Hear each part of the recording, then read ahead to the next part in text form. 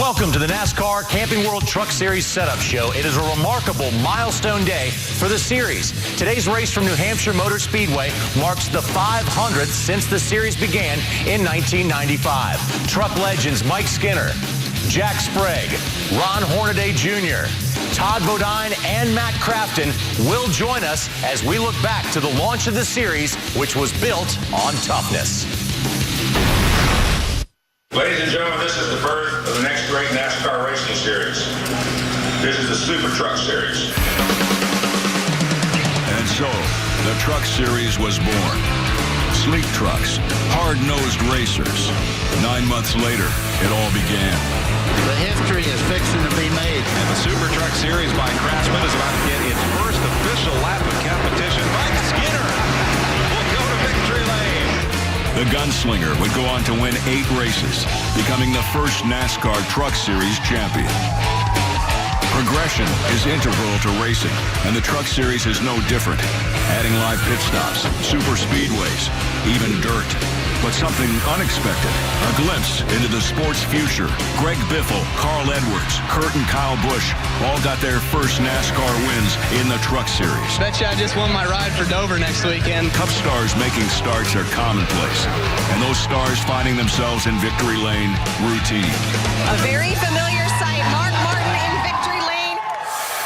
For the first 15 years, series mainstays brought the fans, but it was the racing that kept them coming back. Ron Hornaday goes across the start-finish line just inches in front of Bobby Labonte. To the line, I think you can give it to Miller. In 2011, the series underwent a marked change. From familiar names dominating the track to upstart kids rewriting history. Champion, how does that sound, Austin Dillon? It's unbelievable, man. Ryan Blaney, Truck Series winner. First career win for Cole Custer. Darrell Wallace Jr. is going to get his first win in the Camping World Truck Series. Hey, do we got a pit road or what? I'm new to this. Today, these young guns go head-to-head with the sport's elite, and they win. This is all I wanted right here. Just 21 years, 500 starts. The NASCAR Camping World Truck Series has made an indelible mark on the sport. Evolution was expected, but this transformation, staggering. Today it's 32 drivers, 175 laps, and just one winner, but that driver will make series history. Welcome to the Setup Show, everyone. This is race number 500 for the NASCAR trucks, and it comes your way today from New Hampshire Motor Speedway. Hello, everyone, and welcome to the Setup Show. I'm John Roberts, and I'm joined by two-time Truck Series champion Todd Bodine. Todd, it's a very special day for the Truck Series. Of course, some of the stars of today weren't born when this series started, but over the years, what has this series meant to you? Well, it's meant a lot. It made my career, you know. I didn't know. In 04, I was out of a ride, doing starting parks in the Cup Series. Didn't know where I was going. And the Truck Series came along. Mike Hillman, the Germain brothers gave me an opportunity.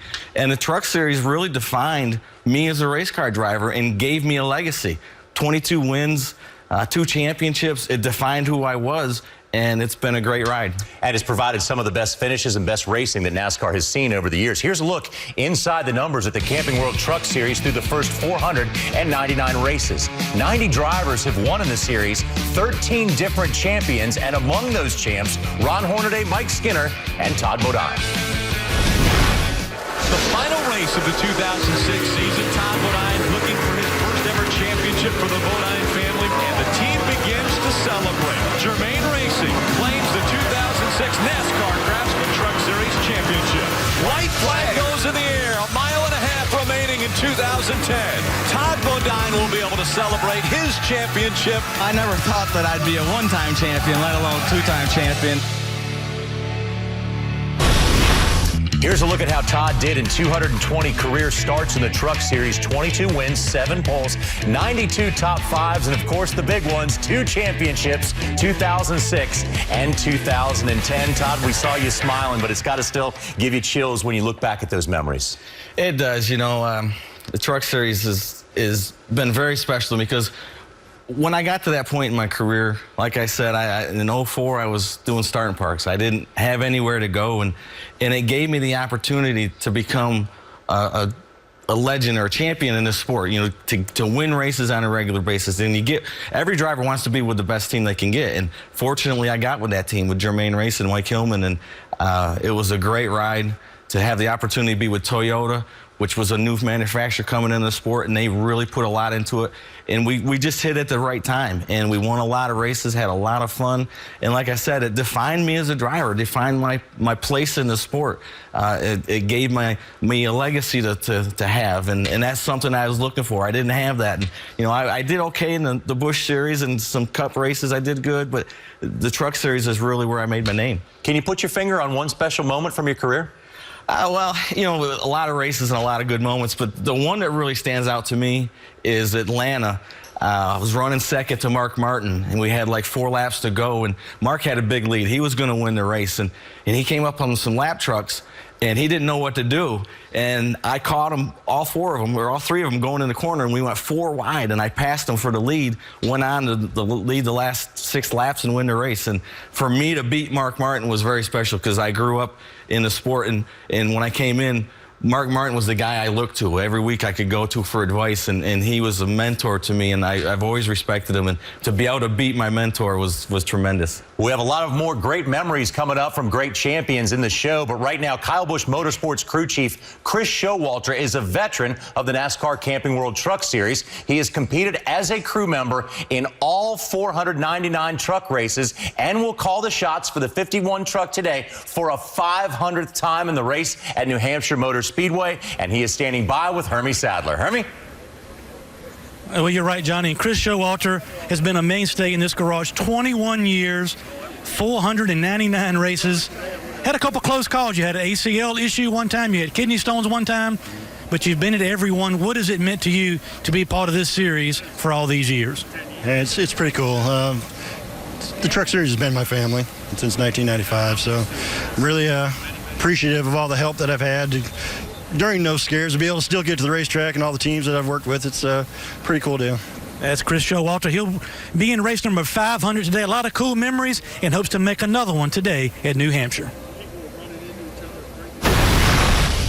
13 years in this particular series for Matt Crafton. All he has to do is cross the start-finish line. Green flag, green flag, green flag. 37-year-old Matt Crafton has won his first NASCAR Camping World Truck Series championship.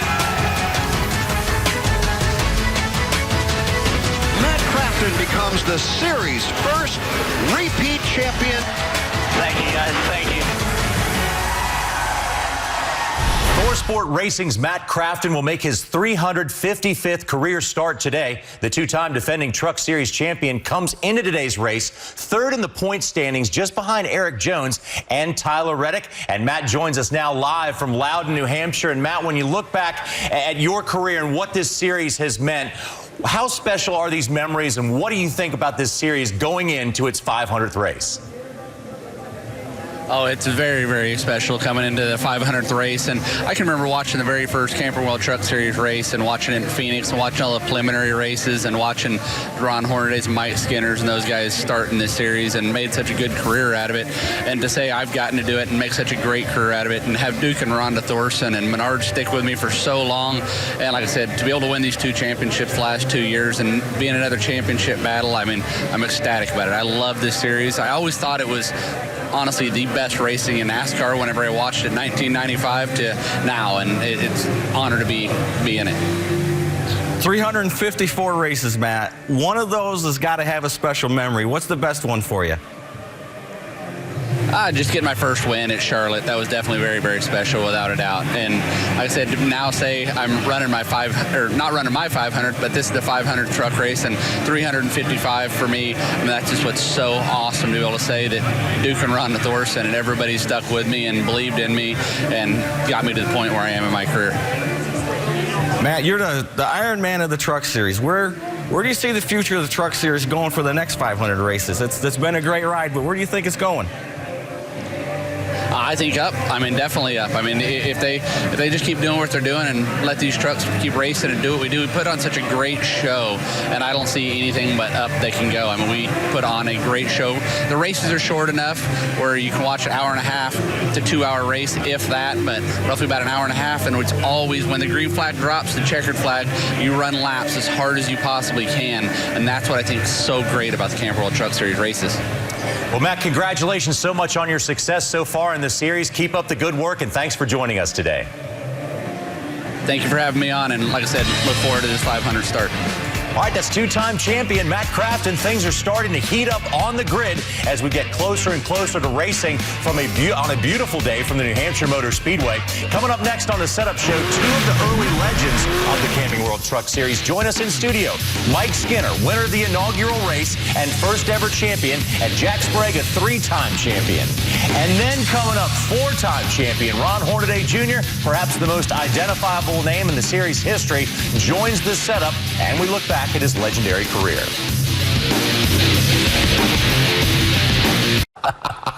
You know what? Todd brought all the hair care products to the program today. He didn't bring a guitar, though. I forgot the guitar. Welcome back to the Truck Setup Show, everybody, as the series goes racing for a 500th time. Here's a look back at two of the Truck Series all-time legends, Mike Skinner and Jack Sprague. This is it. Folks, you're seeing history made right now. Single file off the corner of the body. Can't get there. Mike Skinner will go to victory lane. I'm telling you, that's some great driving by both parties. Here comes a checkered flag to bring down the curtain on the 2001 NASCAR Craftsman Truck Series season. Jack Sprague, 37 years of age, is a three-time NASCAR Craftsman Truck champion. Well, all you got to do is look at some of the numbers, and they are staggering. The starts, the wins, the titles, we'll let those all speak for themselves. But, guys, as you take a look on this very special day, what's going through your mind about this series? It's amazing. I mean, Todd said it earlier. We really didn't know in 1995, is this thing going to be around 1 year, 2 years, 10 years, 50, whatever. And it's still here. It's still going strong. It's a pretty cool day for the Truck Series. It is. Like you said, we didn't know. But I didn't care. I didn't have a job. So I was going to do it, and I was going to ride the wave as long as it went. And luckily, unfortunately, it went. It's still going. It's a great series. I still love watching the races. I have goosebumps being here because I kind of anxious want to do it again. But great time, great career. You were really good at it, too, Jack. So were you. So was Todd. I wasn't as good as you, but I was pretty good. Well, you didn't do it as much as I did. You went on to different venues. Well, I'm going to ask you guys the same question I asked Matt. You know, a lot of races, a lot of wins. What's your favorite memory? You got to have one out of all those races.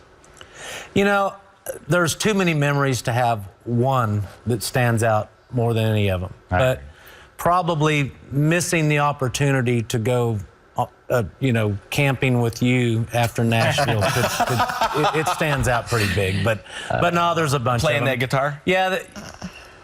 With Terry Labonte, and he had a hot hand that day. There was three of the top four drivers were Cup drivers.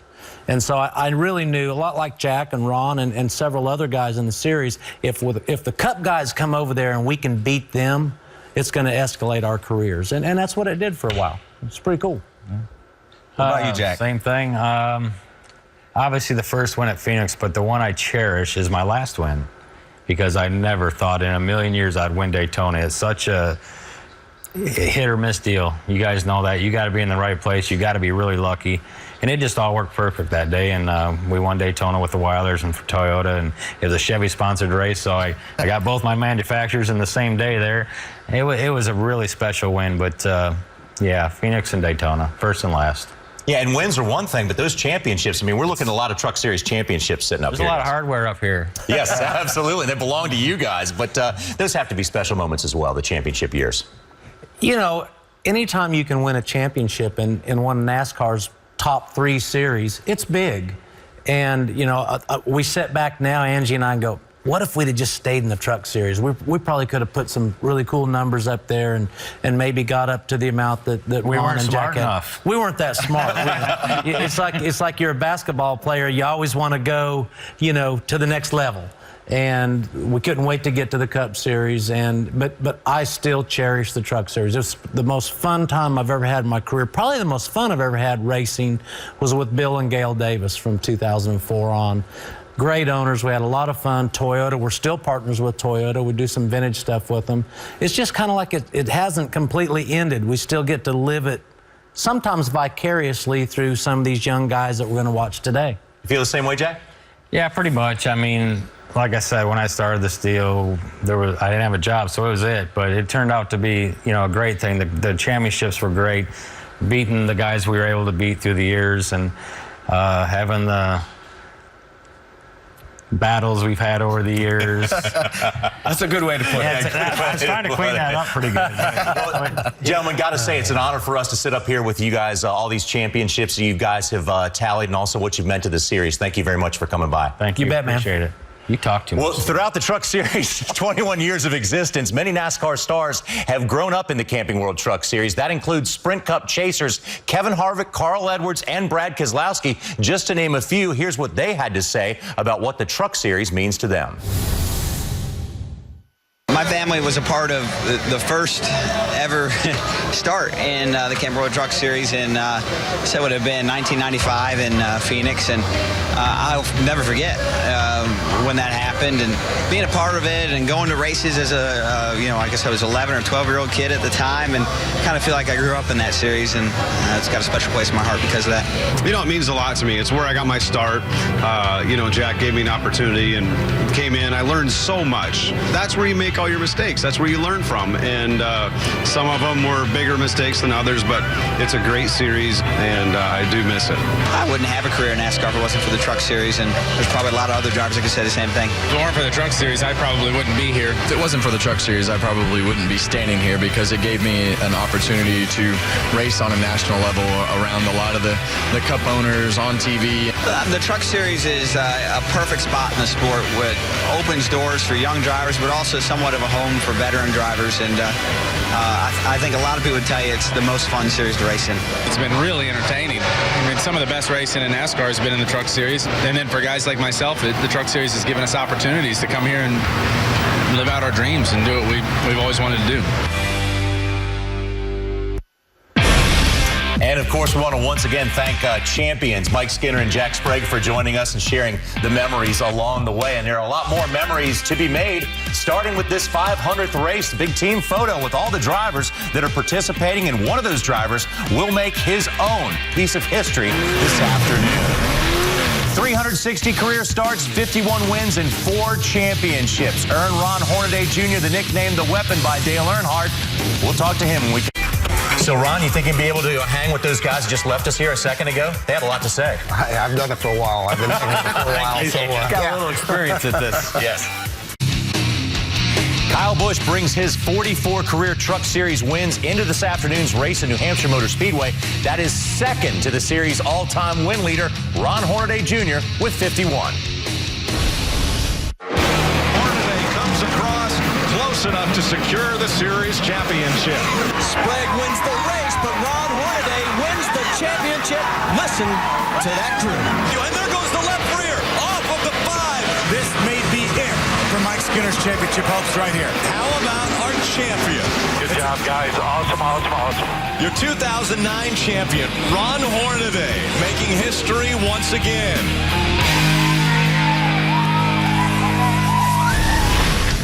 And here are the drivers that made the most history in the Truck Series so far. The most championships go to Ron Hornaday with 4.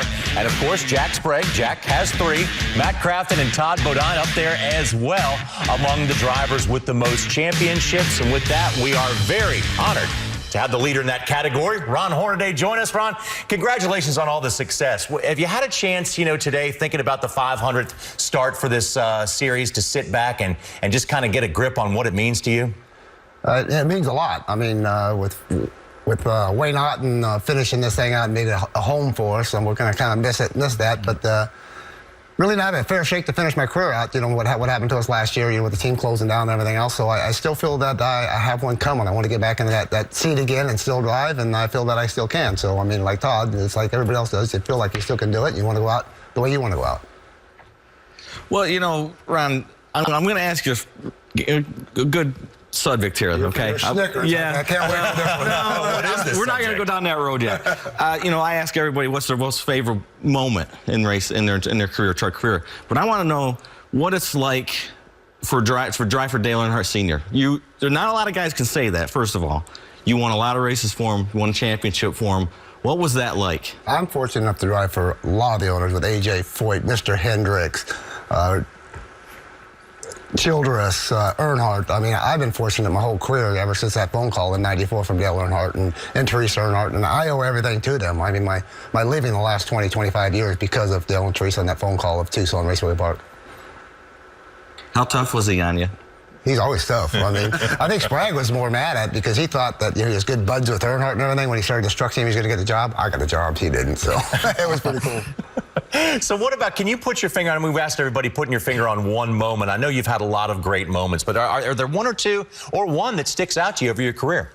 Well, there's a lot of them. I mean, I told a lot of people I'm not going to talk about them until I'm retired and sitting on the rocking chair, but it's getting closer because I've been talking to Skinner, and he said it's pretty cool to talk about him now because he must be in the rocking chair. But it's got to be the first championship. We're at Vegas. Jack wins the race, and after the race, we kind of got in the middle of the thing, give high fives. But the whole race was like, don't pass nobody, don't do this. Well, Earnhardt was spotting for me. He was telling me, he was driving the whole darn race. The last 15 laps of the race is coming down to it, and I'm getting goosebumps and everything else. Like, I don't hear nobody. And it's like, hey, am I clear? What am I doing? The whole deal. Well, guess what? He was running underneath the tunnel to meet me in victory lane. So I didn't have a spotter back then. But the beginning of that race, Dale, I mean, if you ever seen that thing of it, I put my head down and started crying because Dale says, all right, we got you this far here. It's all up to you now. So when you get one guy to put pressure on you like Dale did, that was tough. Good times. Ron, thank you so much for coming by. We appreciate it. Congratulations on the success, and don't get in the rocking chair yet. I won't. If you don't want to. We're just moments away from the Camping World Truck Series racing for the 500th time. We'll be back to wrap things up and get you out to the track when the setup show continues.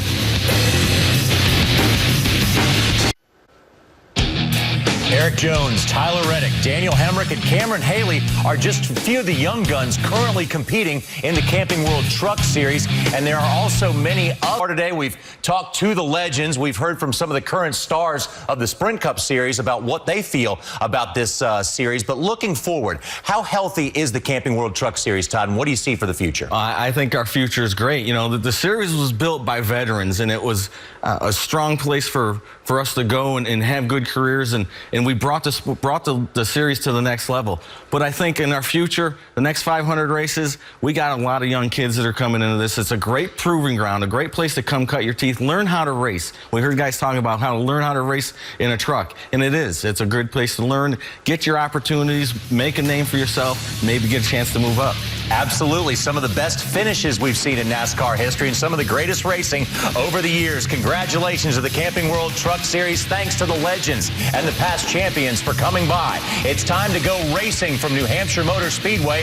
175 laps. Vince Welch, Phil Parsons, and Michael Waltrip will have the call. Stay tuned, everybody. Truck Series racing starts now. Appreciate you taking time to come on up and visit with us for what will be a very major announcement. This is the birth of the next great NASCAR racing series. This is the Super Truck Series. Single file off the corner of the body. Can't get there. Mike Skinner will go to victory lane. This week, history will be made at the Magic Mile. That's the way you celebrate your first career victory. As the Truck Series will take the green flag for the 500th time. Hard to believe. A three-way race for the Truck Series title continues as other drivers look to pick up their first series win. Will we see another Cinderella story? John Hunter Nemechek, career win #1 in Chicagoland. We'll find out. Next, at New Hampshire. It's a beautiful day in the Northeast. A great day to go racing. It's the NASCAR Camping World Truck Series from Loudon, New Hampshire. Hampshire. And it's not just any race, it's Truck Series race number 500. 32 trucks getting ready to battle 175 laps. Tyler Reddick is a two-time winner this season. He came into the weekend second in points, but it's been a challenge here at New Hampshire. Reddick qualified 14th. Fellow championship contender Matt Crafton will start 10th. He's a two-time defending series champ, and he's won 4 times this season, but he's never won here at New Hampshire. Eric Jones, 19 years old, brings the points lead to New Hampshire, but it's a tight race. Just 11 points separate the contenders. And they're all chasing the pole winner, Austin Dillon, the Sprint Cup star, set a new track record in qualifying. Can he take the top starting spot all the way to victory lane? We're getting close to race time here at Loudon, New Hampshire. Ladies and gentlemen, boys and girls of all ages, at this time we ask that you please rise and remove your hats as the Loring Corps Honor Guard presents our nation's colors. Please remain standing as Chaplain Kevin Forrester offers our invocation. Pray with me, please. Almighty and gracious God, we thank you for this day that you have given us, for this beautiful weather, for all the people who have come together to celebrate this special event. Father, we pray your blessings on this day. We ask you to watch over the drivers and the crews and give them safety and wellness in all that they do today. Father, we pray for the fans that they would just be a time of celebration and enjoyment. God, we ask you to watch over our nation. We especially today remember those who are in harm's way and ask your blessings on them and all that they do. Protect them, watch over their families. Thank you for your grace and your goodness. And it's in the holy name of your Son, our Savior, we pray. Amen. Here to perform our national anthem, please welcome Windham, New Hampshire native Emma Jonas. Oh, say, can you see by the dawn's early light what so proudly we hailed at the twilight's last gleaming, whose broad stripes and bright stars through the perilous fight o'er the ramparts we watched were so gallantly streaming in the rocket's red glare, the bombs bursting in air gave proof through the night that our flag was still there. Oh, say does that star-spangled banner yet wave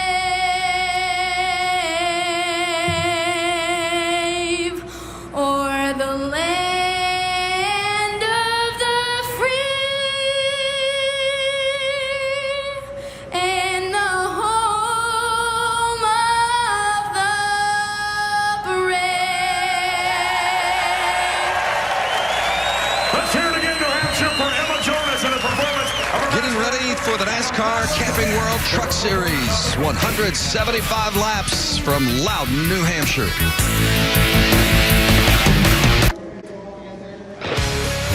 It's Truck Series race number 500, and we couldn't have a more beautiful day in New Hampshire to do it. Getting ready to go racing.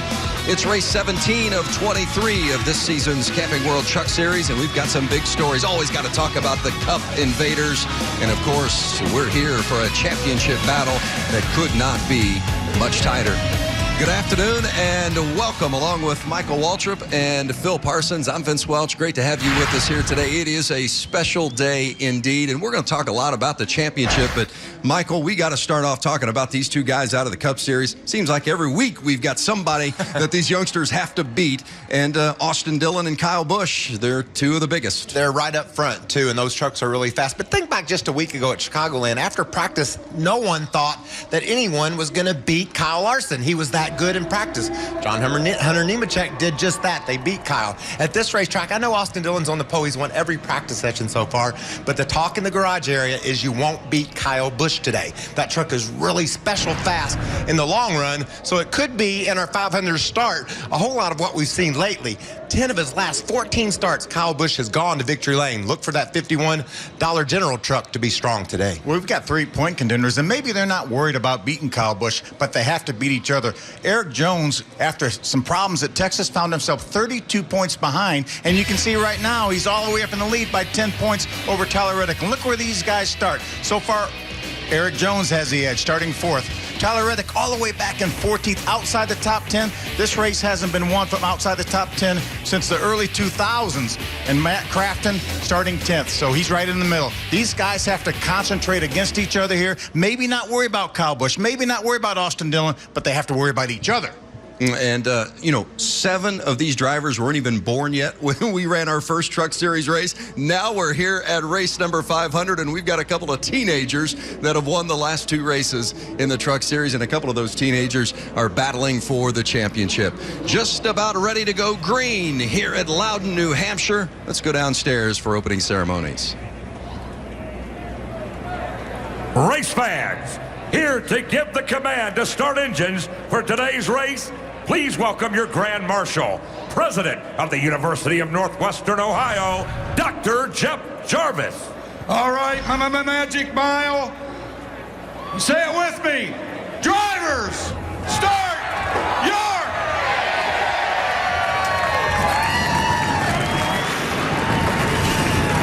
Fired up. I guess I do.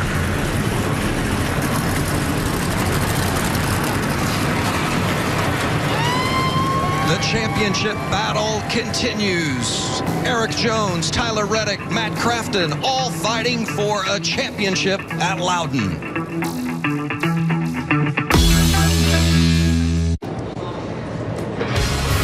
Getting ready for 175 laps at the Magic Mile, Loudon, New Hampshire, in the NASCAR Camping World Truck Series will be led from the pole by Austin Dillon, who set the track record in qualifying.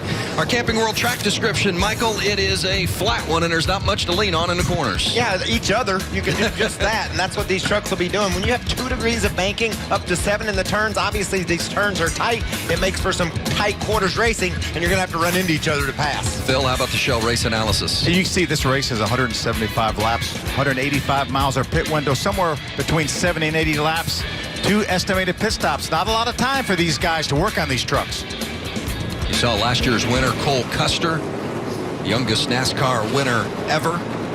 And that was his first career win. And then last week we saw a teenager and John Hunter Nemechek win. The week before that it was a teenager winning at Mosport, Eric Jones. And today, well, all those young guys, they got to chase the veterans. Austin Dillon and Kyle Busch lead it from row 1. Yeah, a couple teenagers right there in row number 2, Eric Jones and Cameron Haley. Back in row 3, rookie Dalton Sargent and veteran Timothy Peters will be trying to win here at Loudon. Spencer Gallagher and Greg Galding in row 4.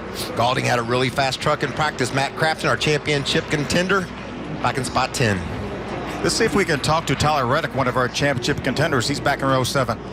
Hey, Tyler Reddick, Phil Parsons up on the FS1 booth. You got a copy? Yes, sir. Tyler, you're starting back on the 14th spot here. Now, you thinking, let's go for the win, or you thinking you're going to have to keep an eye on your point challengers? We obviously go for the win every single week in and week out, so the mindset will definitely not change. Yeah, this racetrack, it really favors track position. You're back in row 7 number right now. Do you have any strategy to try to get to the front, or just pass your way up there? Well, obviously here we got a few good trucks around us. We got the 00, and we got the 8. We got a few good trucks here in front of us.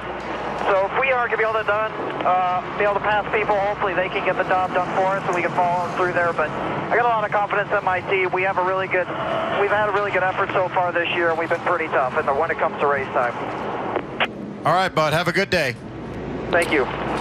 Remember, Tyler Reddick struggled a little bit last week, but ended up second when it was all said and done, as we take a look at our onboard cameras for today. Why don't we ride along with the youngest driver ever to win a Truck Series race right here last year, Cole Custer. He's back a little farther than he wants to be, starting 13th in that Chevy onboard, and he's driving the Haas Automation Chevy.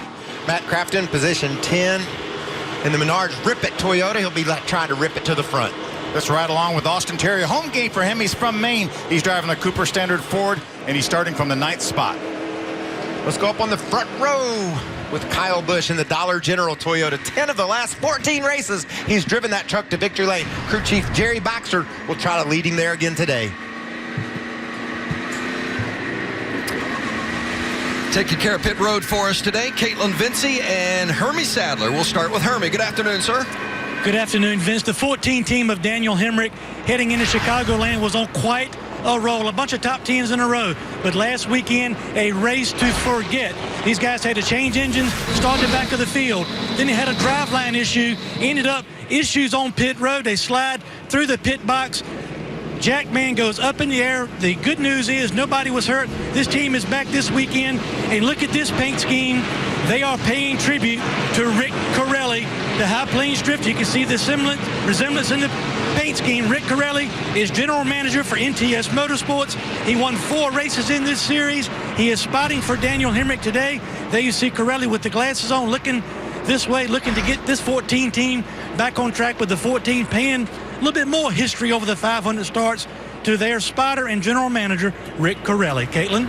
Well, Hermie, one team that has had a lot of confidence since they unloaded off their truck yesterday is Matt Crafton and the 88 team. And crew chief Junior Joyner told me this is the same truck they raced at Gateway, which they actually had to restore a couple of weeks ago. But he said every time we rebuild it, it just gets faster and faster. So he said the confidence is very high for this group today. And I asked him about the fact they've dropped back in the points a little bit as of late. He said, you know what, we're not even worried about it. We like the position we're in because it lets us race very aggressively for the race wins, which is what we love to do. Guys?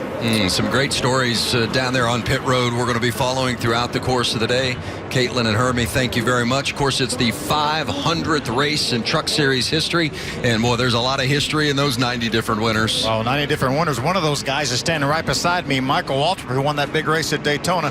50 different racetracks over the 20-some years. And mainly just excitement. These truckers that to get it done in a hurry. You talked about 175 laps. There isn't any time to lay back and wait. You got to go when they throw the green flag if you're going to go to victory lane. And I think that's why everybody loves this Truck Series. Well, and you see there Cole Custer, the youngest winner, 16 years, 7 months, 28 days. He did it at this race a year ago. Some problems for the 86. That's Brandon Brown. That's why we didn't take the green flag. So they've added an extra lap. Brandon Brown is a student at Coastal Carolina, and that's a sponsor on this truck. Obviously, issues here on the pace laps. Tough break for him. And he had some speed in practice. That truck ran really well, so I know he's looking forward to a great race today, but he's not going to be able to start this one. What a frustrating way to get your day started. Not even able to get it started on board here with Matt Crafton. Going to come from a little deeper in the field than he likes. Same can be said from a couple of the other championship contenders, but not this guy from the bumper of Kyle Busch. And we don't want it to look like this all day with nothing in front of him, but possibly some lap trucks later. This will be a great angle for us to see how Kyle's able to work under other trucks. Right now, he's on the inside of Austin Dillon as they come to the green. Pole sitter Austin Dillon takes the green, and we're underway at New Hampshire. Great start by Austin Dillon. Eric Jones is going to be able to get down in front of Kyle Busch.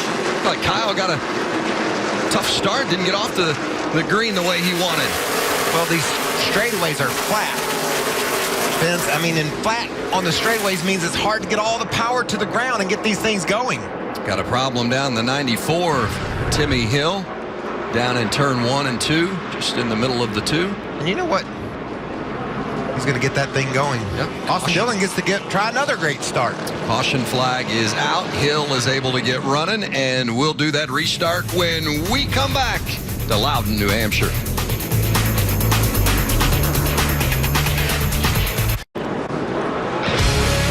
Timmy Hill spun on lap 1, so that brought out the caution right away, and we're about ready to restart. Pace truck is off.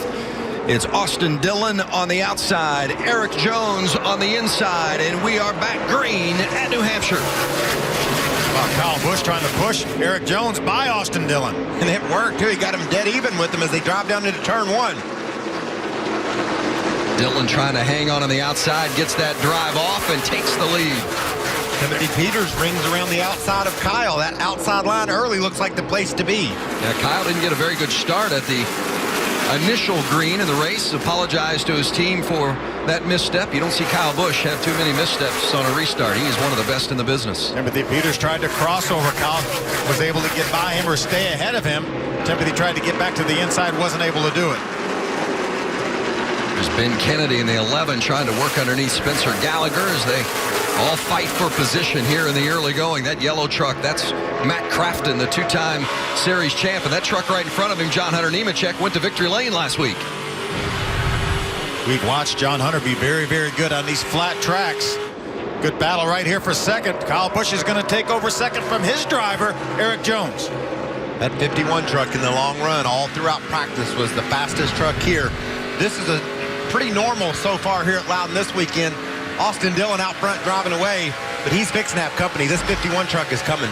Austin Dillon was the fastest in both practices, fastest in all 3 rounds of qualifying, set a track record in qualifying to win the pole, trying to complete the weekend sweep with a win here today. He's got a comfortable lead of 1.3 seconds over Kyle Busch, but as Michael said, can't expect Kyle to stay back there very long. He's been pretty good this weekend as well. Kyle able to open up a couple truck lengths over his teammate Eric Jones. Let's ride along with him here, left side of our screen. And you drive these trucks so far down in the corner, hard on the brakes, and then try to get them to turn through the center. You really drive these trucks past where you're going straight. You're already turning in the corner and you're still on the throttle.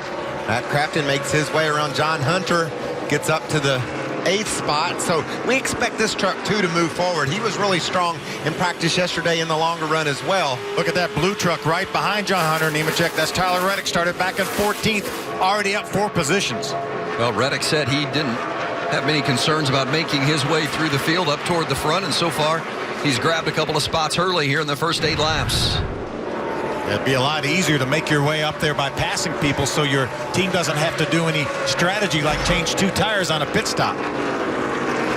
Crafton, John Hunter Nemechek, and Tyler Reddick. You saw that battle there for 8th and 9th.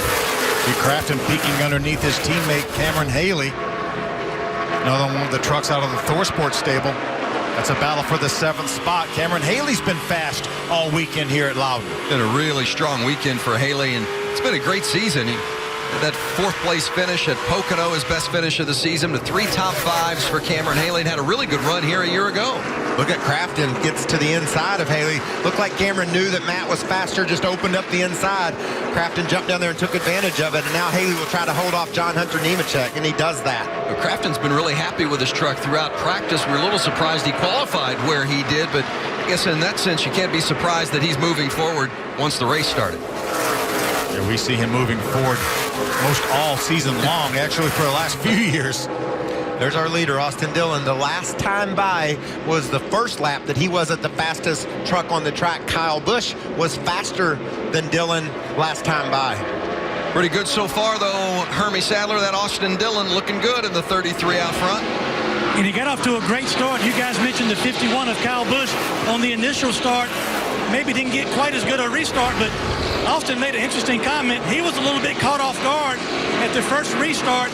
They had an honorary starter, may have dropped the flag a little bit sooner than they had anticipated. He got off to a good start. He's out front, but his crew chief, Shane Huffman, is telling him that the 51 is coming right now. The lap time for those top 2 has stabilized, but definitely the 33 has their eye on the 51.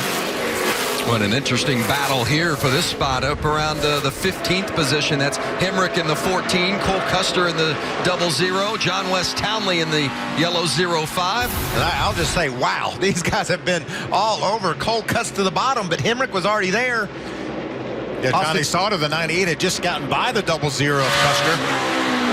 Here it is right here. You see the 98 of Johnny Sauter going by on the inside. Half back working bottom.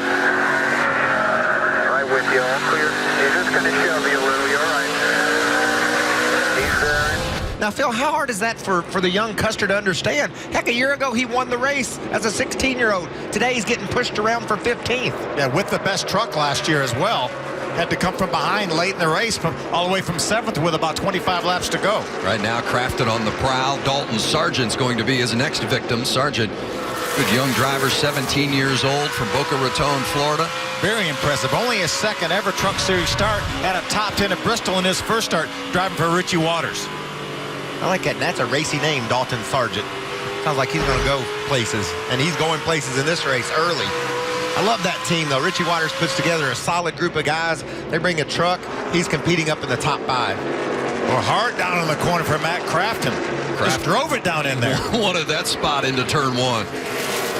And he gets it. That's for the 6th spot. Matt Crafton on the charge. Cameron Haley running 8th. More on him with Caitlin. Well, guys, we're talking about how good of a weekend it's already been for Cameron Haley, and this is only his second truck start at this racetrack, but his crew chief, Jeff Hensley, told me we unloaded very close. We didn't have to change too much in that truck, and I also spoke with Cameron just before the race. He said, I think this is a track we can really capitalize on. I grew up racing on short tracks. This is a real driver's track, and so far the only feedback he's given to the team, I'm a little tight in the center right now. He's still holding down that 7th spot. It has been a good run, good all weekend for Cameron Haley. 6th in the championship standings. Everybody's chasing this man, the 33 of Austin Dillon at New Hampshire.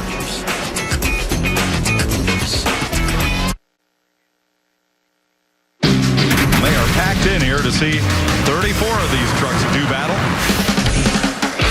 And the Super Truck Series by Craftsman is about to get its first official lap of competition in front of a packed house here at Phoenix International Raceway. We're green. Folks, you're seeing history made right now. Johnny Bessie.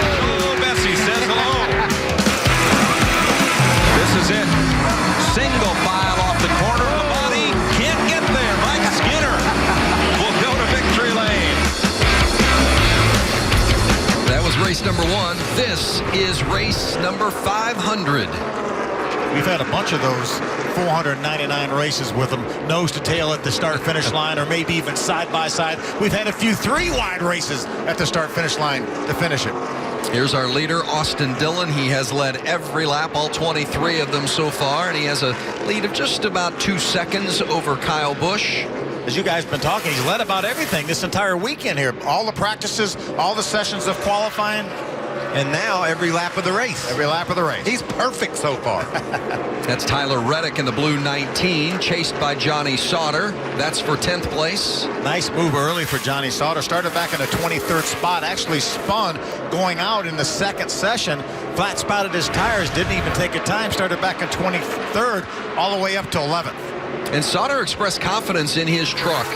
Sometimes it's difficult to come from that deep in the pack, but he seemed confident when we talked to him after qualifying. It's been an impressive move early. We're getting ready to heat up Tyler Reddick, one of our championship combatants, and that 98 truck along with his teammate Matt Crafton. Crafton's moved up from his 10th spot up into 6th, so those trucks are strong. Yeah, getting to 10th is one thing, though. Working your way from 10th to the front, that's a whole new challenge. It's a little bit harder as you go. It does. We're gonna need a bit of a reset. Get to pit road, maybe a little bit of an adjustment, and try to get on up through the field. Pit window at about lap 75. Yeah, roughly 75, maybe a little bit sooner because of the 4 pace laps to start the race. Expect to see the teams on pit road a couple of times today, and of course, that can make or break you. Watch Sauter. This is how you pass at Loudon. You can see he just tries to peak lower than Reddick. He dives in right behind them, but then as they come off, he's going to try to duck to the inside and get that truck's nose into some clean air. Can't quite close in on Reddick, but Sauter's just working him over right now. Just inching closer and closer. Just till he gets that nose. He wants Reddick to know he's there. Get that nose up there. Daniel Hemrick is running back in the 17th spot in that throwback paint scheme, number 14 truck. Daniel had a tough week last week at Chicago. We documented that early on, but been a solid year for Daniel Hemrick. Very little experience in these trucks, just a handful of starts prior to this year, bunch of top 10 finishes. Yeah, and watch him today. He's back in 17th. I know this is a relatively short race, so he's going to have to get going, but he will progress through this field. He just gets better and better with each lap he runs. You mentioned last week his struggles, finished 25th at Chicagoland, had all kind of issues. But 4 top 5s this season for Hemrick. As you see, Spencer Gallagher in the 23, and that's Cole Custer taking a look on the inside. as they head down toward turn 3. Ooh, Spencer gets a little bit loose there. He drove it in hard on the outside. That allowed Cole to get right up beside him. Now this is touch and go here. When you fly down on the inside, he's going to let him maybe get into the corner cleanly. Yes, Gallagher does that. You run down into these corners side by side with no banking, Phil, that truck on the inside can get loose in a hurry. The aerodynamics taken away, no banking, they'll smash together. Nice pass by Cole Custer, moves him up to 14th. Sauter got by the 19 of Tyler Reddick, and now Ben Kennedy is in pursuit of Reddick. Let's go downstairs to Caitlin. Well, Vince, Ben Kennedy currently holding down that 12th position on the racetrack. One of the guys who made a start here in the Truck Series just last season ended up finishing 13th in that race. But he told me tomorrow him and his mother, Lisa France Kennedy, are traveling to Augusta, Georgia to run an Ironman, a 70.3 triathlon. He says, I've been training for this for 5 months. So once he gets done racing here today, he's going to have a different type of racing he'll be participating in Augusta, Georgia tomorrow. Wow, that's impressive. Yeah, this 175 laps here is not a piece of cake, but it's nothing compared to that Ironman tomorrow that he's going to do. That just shows you the commitment, Ben Kennedy, and how bad he wants to be a race car driver. He wants to train and prove to people, that people know without a doubt that they might outrun him on a given Saturday, but they're not going to outlast him. He's going to be ready all the way to the checker. Lap 32 of 175 today here at Loud, New Hampshire. Austin Dillon is the leader. This is Truck Series race number 500. As we go to break, take a look back at race 100. In the Pacific Northwest for the 100th NASCAR Craftsman Truck Series race. $100,000 at stake for 4 drivers. Round 3 at Evergreen is green. That is a bad sign. The rain has continued to the point where NASCAR officials have thrown the red flag. The crowd is on its feet. It has been a soggy, soap-filled day, but it is going to be crisp $1,000 bills, a total of 100,000 of them coming to Ron Hornaday. It's all right, Ron. We can afford it now.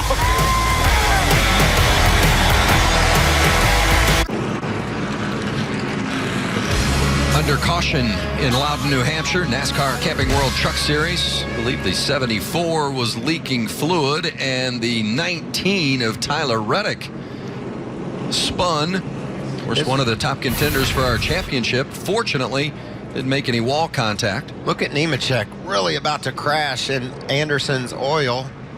This is going to be a lengthy cleanup. That's a lot of oil on this racetrack. So you're on board with the 88 right behind the 74, and there was the fluid that came onto the windshield of Crafton.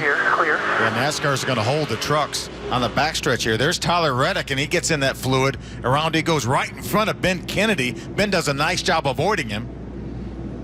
Well, and Kennedy had been stalking Tyler Reddick, trying to make a pass, so it's really a good thing for Kennedy that maybe he wasn't in that exact position at the time. The fastest lap of the road, right in front of you, right in front of you. Go high. Yeah, they were telling Are you ready?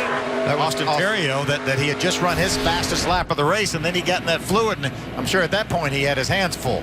So Tyler Reddick spins. Ben Kennedy and Austin Terrio, by the way, Reddick's teammate, narrowly escaped. And the good news is for Tyler Reddick, no wall contact either. Yeah, they actually brought these trucks to the inside on the access road over, starting in turn number 3, to give the track workers time to get some speedy dry down and get it vacuumed up. There's oil all over the racetrack. I just saw it. As soon as I did, I got sideways. Good save, buddy. Yeah, man, I really wish I would have came on and said about it. Glad I didn't, because I probably would have my hands full already, but I was literally seconds away from keying on saying there's oil over the racetrack, and I hit it. Well, you know, it's interesting. Reddick had some challenges last week, but ended up finishing second. Been a challenging week for him again here through practice and now an early spin in this race to see where it shakes out for him. Yeah, I think now he has no choice. He's lost all his track position. Might as well come to pit road. And right now, guys, with 138 laps to go, we know we can go 70, 80 laps. This would actually put everybody in their window if they stop now to make it on one more stop. So I think 37 laps in, I think we all come to pit road. Mikey, what do you think? I agree. Let's get that first stop behind us, make an adjustment, and run past halfway. The cleanup is underway after Jordan Anderson in the 74 truck put fluid down. We're stopped and waiting at New Hampshire. Ted Musgrave out in front, Ultra Motorsports. Wow. Ted Musgrave going by John Wood right when we were talking about John Monson possibly becoming the first crew chief to win with 5 different drivers. Ted Musgrave has went by him. Now, if Ted Musgrave can hold on, Waffle's right there. He comes out of turn number 4, and Ted Musgrave wins the O'Reilly 200. What a great day that was for Ted Musgrave, winning the 200th race in the Truck Series. Today, someone's trying to win truck race number 500. Ted, one of our champions for Jimmy Smith and Ultra Motorsports. See, we're currently under red. All the trucks stopped on the backstretch after the 74 truck of Jordan Anderson put some fluid down. Look at all that safer barrier on the inside of this Loudon Raceway. That's stretching all the way back down toward turn 2. As you get down to turn 3, there's looks like some tires down there protecting that wall. So this speedway has done everything they can to cover this track. Some of the great numbers and stories, the stars that have made their names in the Truck Series throughout the 499 truck races that led into today. Of course, no one's won more than Ron Hornaday. Matt Crafton's going to pass that start record for Hornaday by the end of this year. Yeah. Every one of his starts has been consecutive, I think, right? He's our only 2-time consecutive champion in the series. So Matt's accomplished a lot in his 354 races. Clean air, I'd say the 3351. We haven't had as good as clean air as them yet, but the next 3 should be easy pickings there for you. And then we're just going to have to race those 2 guys the rest of the day. So, that's a good thing to hear. He's got one of the 3 best trucks, according to his spotter. And the spotters have such a great view, and they pay so much attention to the details. Not only when somebody starts oiling the track down like happened to Jordan Anderson, but the grooves the other drivers run, how trucks are affected when they're in traffic. And his spotter believes that Ripet Menards Toyota is one of the best here. Here's a look at where the spotters stand and do their work directly above us, and what a great view that is as they look down on this 1-mile track. Some of those guys taking a break right now with the red flag out here. They'll get busy here shortly, and I'm sure a lot of the crew chiefs are crunching numbers to say, hey, what do you think about stopping now? And I think the best move is to stop right now, get 4 tires, get some fuel, and then we know you can go then another 70 to 80 laps, only make it on one more stop. Well, we know one of our championship contenders, Tyler Reddick, Hermie, he's got some issues, some flat-spotted tires. What else is happening down on pit road? Well, Michael, the 33 has been out front clean and green since the drop of the green flag, but they know they're going to have to race Kyle Busch on this next restart. So they're taking advantage of this red flag opportunity to discuss the truck. Here is Austin Dillon talking to his crew chief, Shane Huffman. How you feel right there? A little bit of update. A little snug. The middle's turning okay, though. Just on gas. Copy that. Rolling good through the center. He did tell Shane just a moment ago that it was a little bit of a right front chatter on exit, so they plan to make a air pressure adjustment on the left side and raise the track bar, trying to improve the 33. They know they are good, but the 51's coming. Well, and we saw at the start of this race, the 51 of Kyle Busch did not get off to a very good start, and it allowed Austin Dillon to get out to a lead. In fact, Kyle slipped back to 4th, and it's pretty rare when you see Kyle Busch get going. Yeah, Kyle apologized to his guys, and for that start, he was able to drive back up to the 2nd spot, though, and was trying to chase down Austin Dillon, but Eric Jones was able to slide in front of him there on that initial start. Yeah. Fine. Here's as soon as he hit the gas. Right with you. Spun the tires, it sounded like. And that's that 1-degree banking on the front straightaway. It's just so flat. These trucks are set up and designed to go left. And when you're going straight and try to give all that power to the tires, they just won't take it. Well, that's one mistake from Kyle Busch on a restart or a start today. I don't expect him to make too many, so the rest of the field has gotten their one break on a Kyle Busch mistake. Yeah, and that's, I mean, it's going to come down to that. We always see late cautions and drama in these truck races, and when you square off against that truck and that guy right there, you better be perfect when it counts. We saw how the restart in the Cup race in Chicago last week, how important that was. That carried Denny Hamlin on the victory lane and into the next round of the chase. And it's got Jeff Gordon itching in his boots about where his finish wound up after being on the front row for that start. Well, they're still working on the cleanup here at Loud, New Hampshire. We're getting close to getting back to green. We'll have it for you when we return.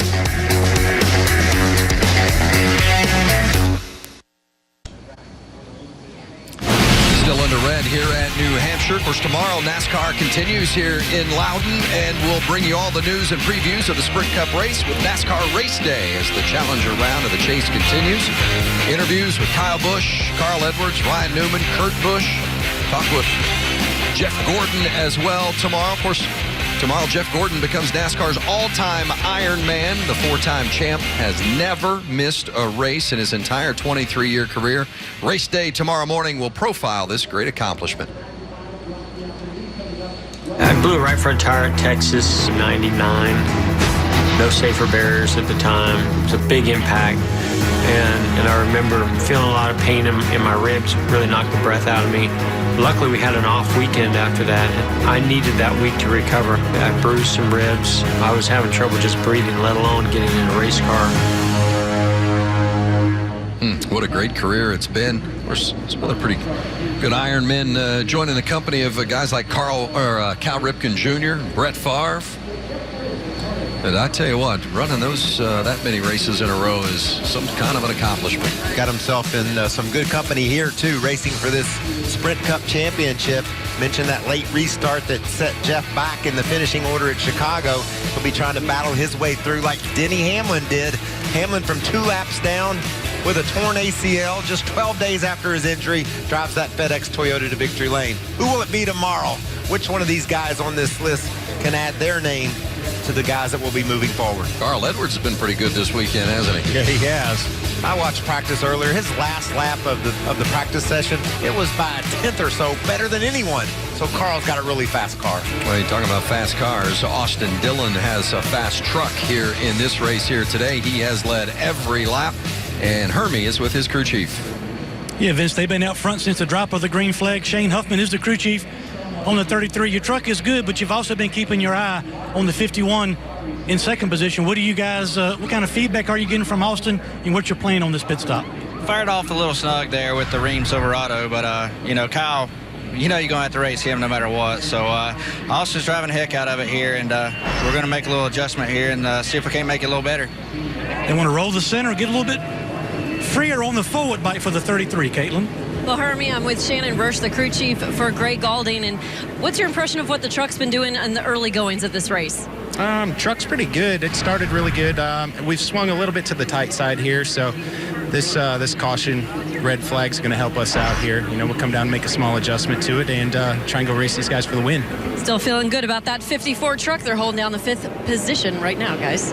Yeah, nothing to, no reason to feel anything but good with the job Greg Galding has done. He hasn't run an oval race since Martinsville early in the season. Just one other race. That was at Most Sport on the road course in Canada. But it's been a while since he's even been on an oval. He's done a heck of a job. Yeah, he certainly hasn't. Hasn't run that much. He ran a handful of K&N races this year, but really not a whole bunch of racing for Greg Galding, doing an outstanding job here. Another guy fast early is John Hunter Nemechek. That truck was closing in behind Matt Crafton. Both of those were beginning to put some pressure on Galding. So after this adjustment, it'll be interesting to see how many of these guys pit and how the complexion of the race changes as a result of the work that goes on pit road. Well, the best news is that the trucks are rolling, as you see, after that 13-minute and 38-second red flag. Jordan Anderson put some fluid down on the track, so that stopped the action while that cleanup began. And Phil, you think that you should come here? I mean, within the window, 75 laps. We're halfway there at this point, but you think this would be a great time to come? Yeah, absolutely. Number one, we're halfway through a fuel run here, so you don't want to take a chance of staying out and only running 30 laps before you have to come in under green. So I think everybody comes to pit road. Well, we'll find out what decision they make when we come back to Loudon.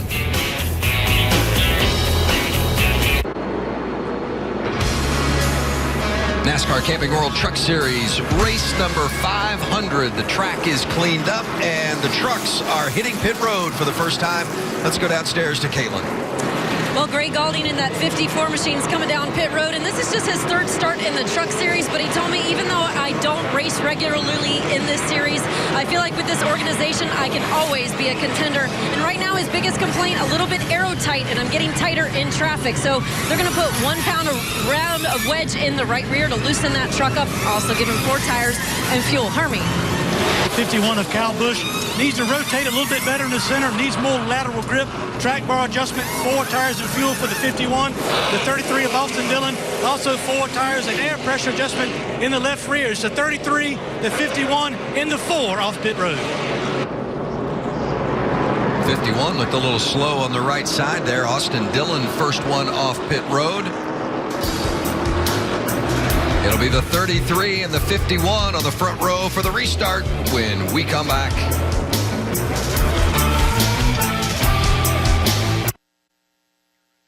It's the 300th race for the NASCAR Truck Series. Hard. That's going to cause a crash. Clint Boyer into the wall hard. The 77 into the wall. And we don't get done with first lap, and already. I'd be curious to see the replay. Something happened way up there. Two-time series champion Ron Hornaday in front of the field on this, the 300th Truck Series race. Ron Hornaday will win the AAA Insurance 200. Nobody's won more Truck Series races than Ron Hornaday, 51 of them, including that one that you just saw, race number 300. Or championship. Yep. 4 championships for Ron Hornaday. Kyle Busch is closing in on that wins total. Well, 7 away. We talk about this flat straightaway and how difficult the restarts are. We've got round 2 in the Kyle Busch versus Austin Dillon rematch fight. Maybe not the last of these two on the front row battling into turn 1. This is going to be fun to watch. An easy win for Austin on that first go-round, the initial start of the race. But on the second restart, or the first restart, Kyle got a really good start, pushed his teammate and his driver, Eric Jones, up beside Dillon, but he was on row 2 because of the poor start he got the initial go. Austin Dillon has led them all so far. The 29 of Austin Terrio, by the way, a man over the wall too soon. Take a look at it. There's our... See that jack man landing on pit road before that truck was within 1 pit. NASCAR uses the pro system to make those calls. You can see clearly there was a violation there. So Terrio back to 18th. And we're ready for this restart. The pace truck will come off the track. Watch these trucks down on the inside, guys. It's really tough to stay low on the inside without sliding up into your competitor. Austin Dillon outside, Kyle Busch inside, and we're green. Kyle makes the move and gets to turn 1 first. We talk about how good he is on restarts. We talked about it during practice yesterday. Strong on this initial lap of this restart. Eric Jones taking a look inside for second. So Austin Dillon slipping from first to third off that restart. That's exactly what happened to Kyle on the first start. He went from the first row back to the 3rd position as well.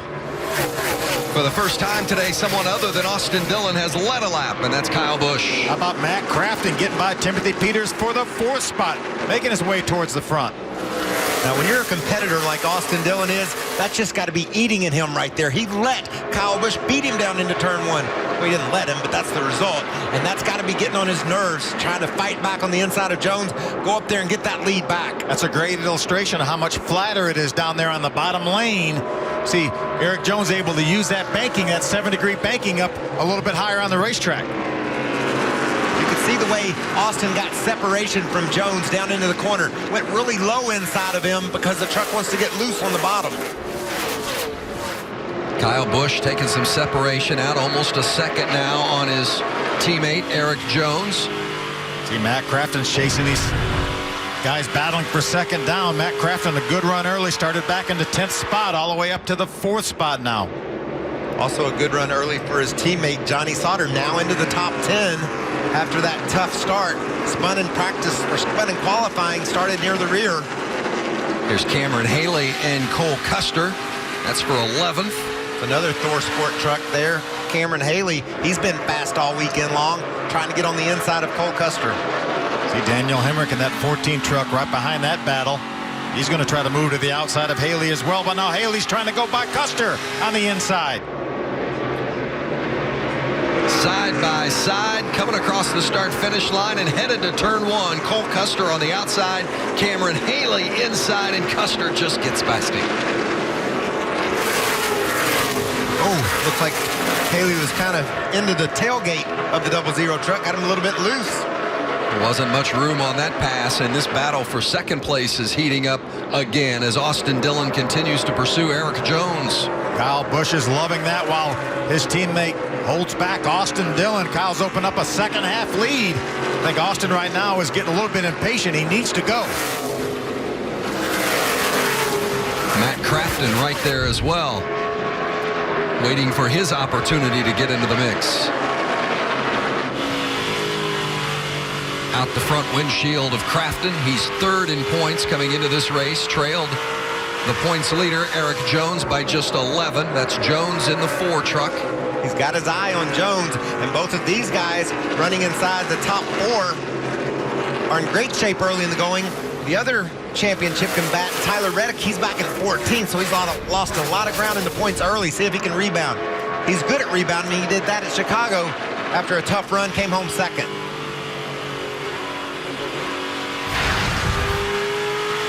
Looks like Austin Dillon not able to do anything with Eric Jones right now. He's lost about 3-4 truck lengths coming into the clutches of the 88 of Crafton. Well, his spotter said you can race with these boys, and he's doing just that. It looks like right now Crafton's got a better truck than Austin. We heard Austin talk about being a little bit tight in the center. Shane Huffman was going to make an adjustment. Maybe that adjustment didn't quite help that 33 truck like they needed it to. Yeah, there's a wiggle from the 33 right there, trying to get it back underneath him. I sure do like where this 88's able to go. You got to be able to go where they aren't. In baseball, you try to hit them where they ain't. In racing, you got to go where they're not. And he's able to duck down really low on the exit. And the lap before, we saw him dip the left sides down below the yellow line. See that lead Kyle Busch has built up now, 2.4 seconds.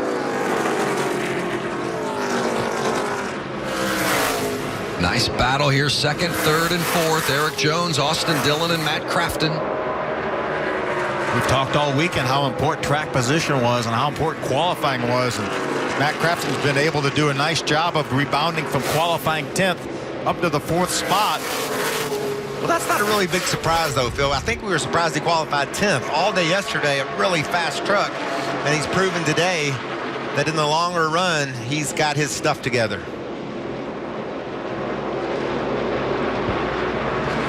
Turn 4, where we've seen so many trucks get loose throughout the course of the weekend.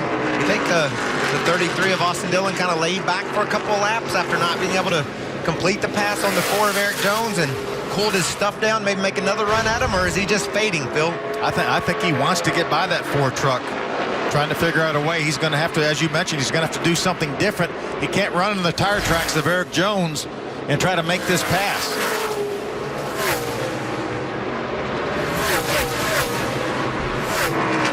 Eric Jones running 2nd. He's your championship points leader, 19 years old, from the state of Michigan, and Hermie Sadler has more.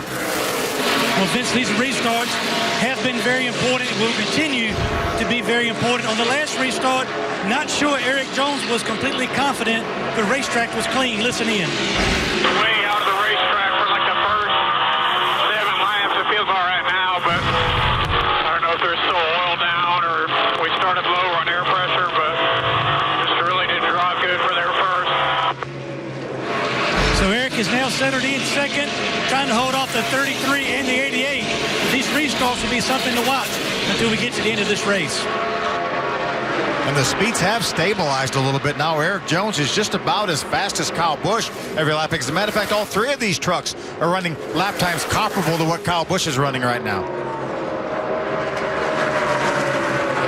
We talk about how much John Hunter Nemechek likes these flat tracks. Last time by, he was actually faster than our leader, Kyle Busch. So John Hunter, he's got a good truck. The 33 of Austin Dillon creeping back up to the bumper of Eric Jones as we shift back now to the battle for 9th. Dalton Sargent in the 5, Ben Kennedy the 11, and that's Cameron Haley in the 13. Look at that run. Haley's able to get off the corner. Looks like he's got a really fast truck, is able to get the gas down and hold it. Looks like Ben Kennedy waited just an instant, but once he got in the throttle, he was able to stay in it. And he keeps that gap over Haley. Been impressed with what Dalton Sargent has done this weekend. Kept his nose clean, was rock solid in practice, qualified well, doing a nice job here in the race. You see the 33 of Austin Dillon taking another little peek inside of Eric Jones, getting close enough to take a peek and getting close enough to pass him. Two different things, but he's really heating him up, getting down in the corner. Last couple laps, getting down in turn number 1, closes right up on the tailgate of that Ford truck. You get the feeling maybe at this point the 33 and the 88 are both faster than the 4, but they just can't get past him. I think they could drive away from him if they got in front of Eric Jones, but Eric's not doing anything wrong. He's just holding his line. And Austin Dillon's being very respectful of the Ford truck as well, knowing he's racing for a championship. You've got to take that into consideration. You know, sure, if it's on the last lap, you might just give him a little bit of a shove, but this early in the race, you've got to make sure you respect his position. And Austin's been there before. He's a former champion here in this series. Austin Dillon led the first 43 laps of this race, and then Kyle Busch took the lead and has led the last 17. See, right behind them, Timothy Peters being heated up a little bit by John Hunter Nemechek. Timothy has that 5th spot, John Hunter 6th, and he wants 5th. Austin Dillon, that lower line on exit, continuing to pursue Eric Jones. Jones, the points leader. Matt Crafton is just behind these two, keeping a close eye on their battle. There you see Crafton in the 88, 3rd in the points coming into this race. The 2nd place driver in the point standard, Tyler Reddick, qualified 14th and continues to run 14th. After he spun in that Jordan Anderson oil that was laid down on the track that brought out that 13.5-minute red flag. I like the way that Dillon exits the corner. He's able to get low, but he enters it really low. I wonder if he swung in just a little bit high and tried to get a run across the track on exit. If that was he sort of loses some ground in the middle because of that low entry, he'll start to mess around with his line and figure out a way around Caitlin Vincey, the truck he's racing.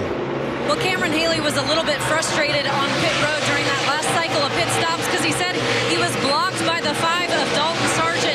Dalton was going too slow on pit road. Now, you can pass a car on the right side if they're going slowly, but the 5 was too close to the pit wall, so Cameron Haley couldn't get around him. So a little bit frustrated there with Dalton, but in the 5 camp, everyone's happy. They said no complaints on the truck. They're having fun.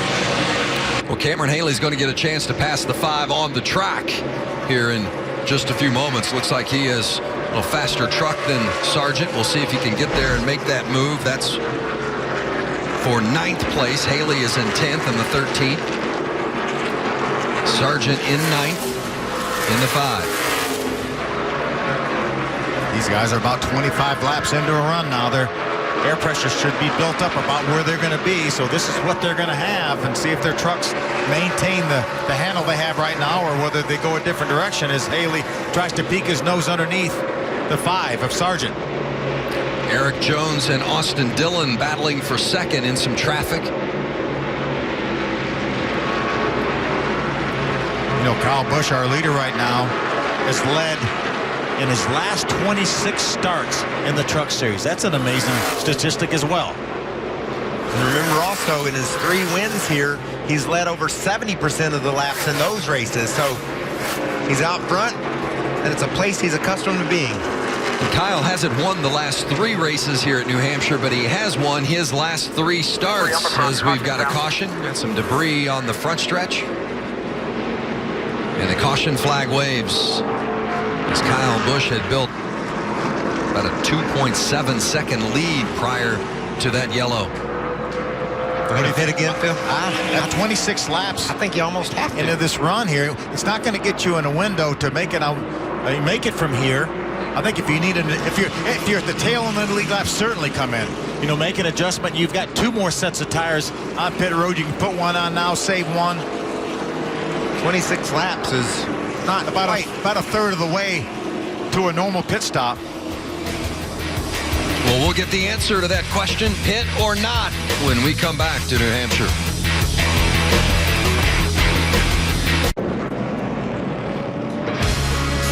NASCAR Camping World Truck Series action from New Hampshire. Truck Series race number 500.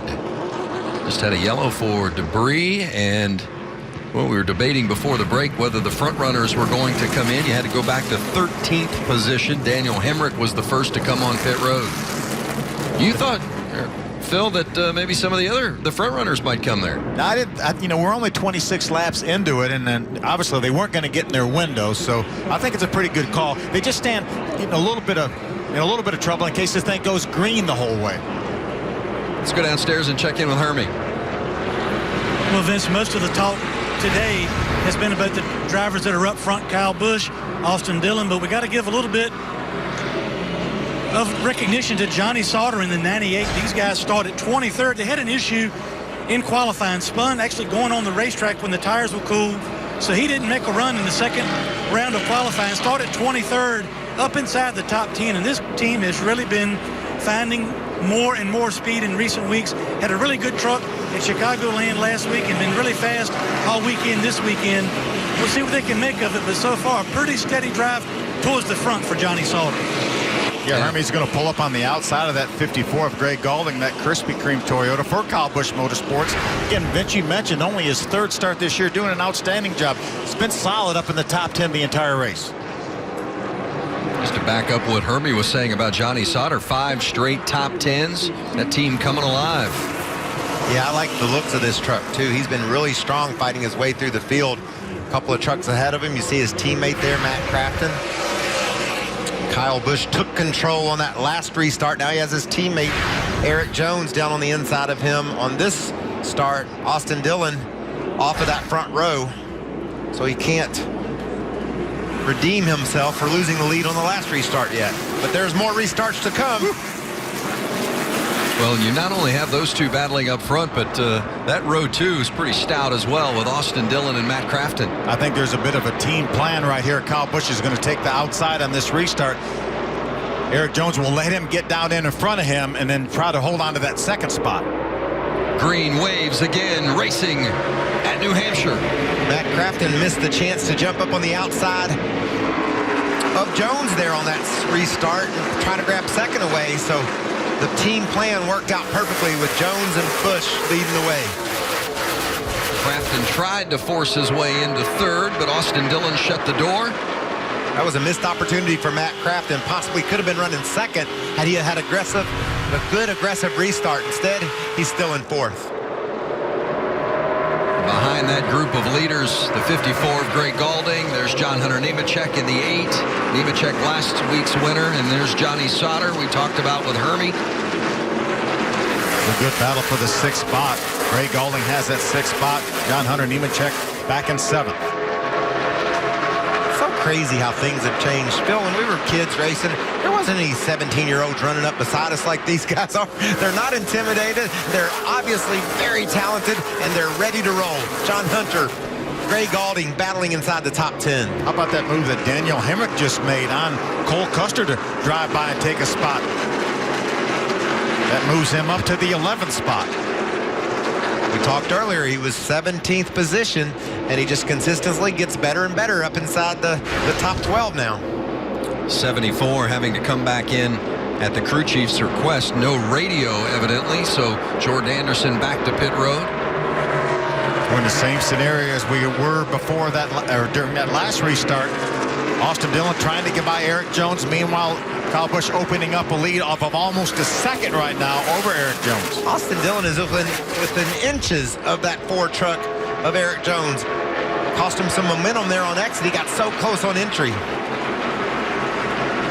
Crafton still just hanging right there, hoping for an opportunity for the door to open.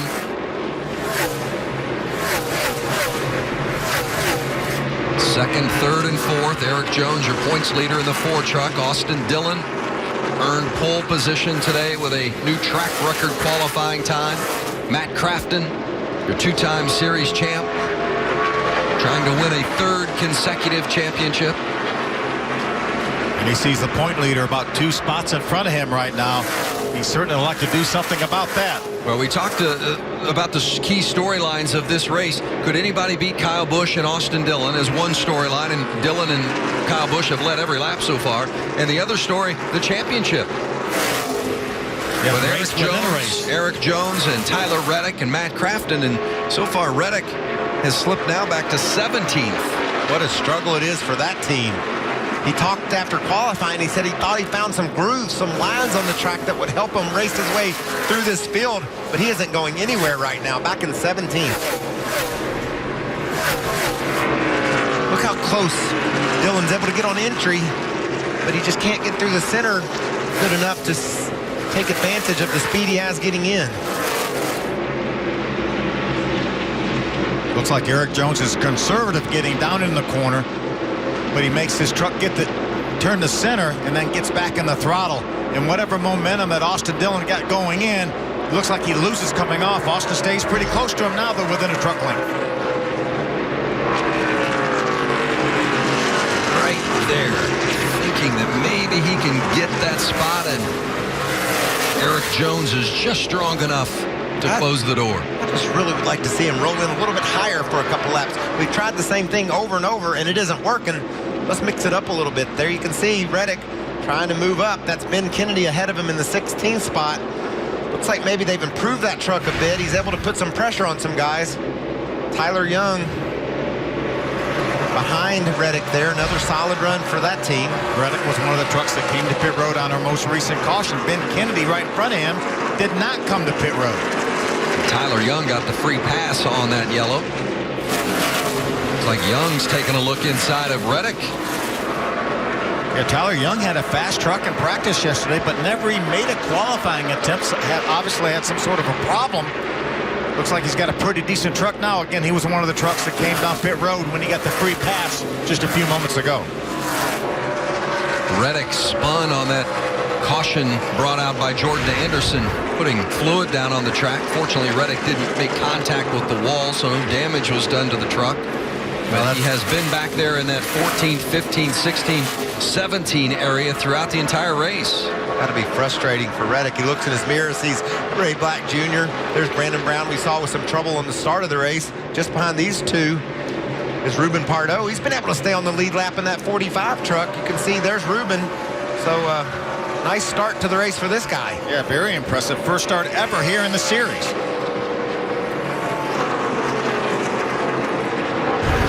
Good look at that 45 truck. 20th position on the lead lap. And when it's your first start, that's a successful day. Absolutely. Lead lap, running every lap. The 37-lap run that started this race without a caution, you know, after our first caution on lap 1, him to stay on the lead lap, that's a solid run. Kyle Busch has led 39 laps. Austin Dillon has led 43. Kyle out front by more than a second, Hermie. The 51 truck is better. He was looking for more lateral grip. Jerry Baxter has helped the 51, but he and Kyle had a conversation shortly after the green flag fail. Remember, he is also the truck owner for Eric Jones, who's running for a championship.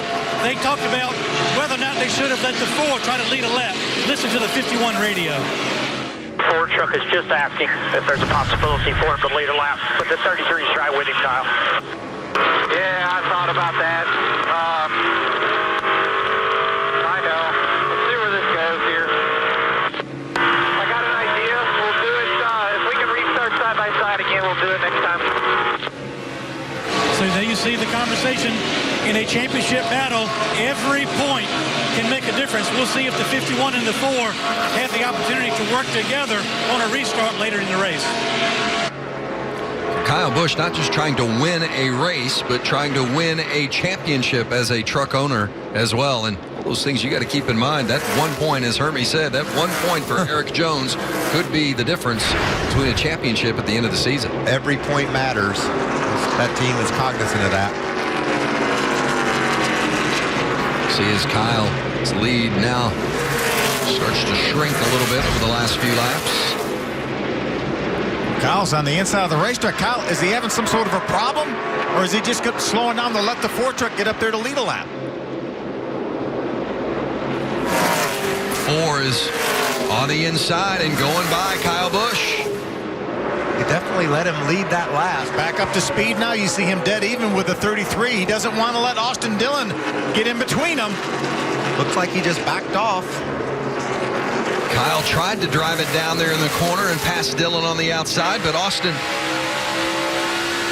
had the position, and then Kyle just too strong down that backstretch heading into turn 3. Or give up a second half lead to let your teammate lead the race.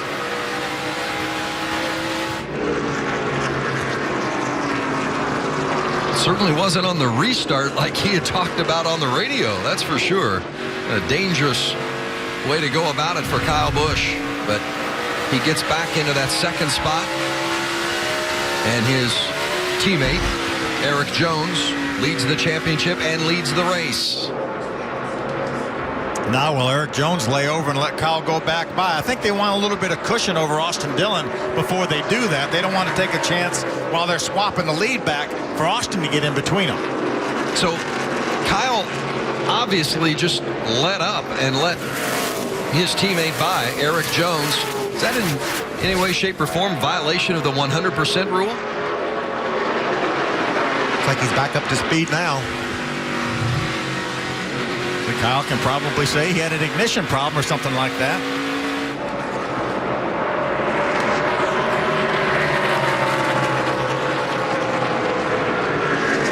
Maybe that would only affect finishing positions, but certainly was an interesting way of going about allowing Eric Jones to take the lead and lead a lap. Well, it certainly could play a part. 2 laps to go.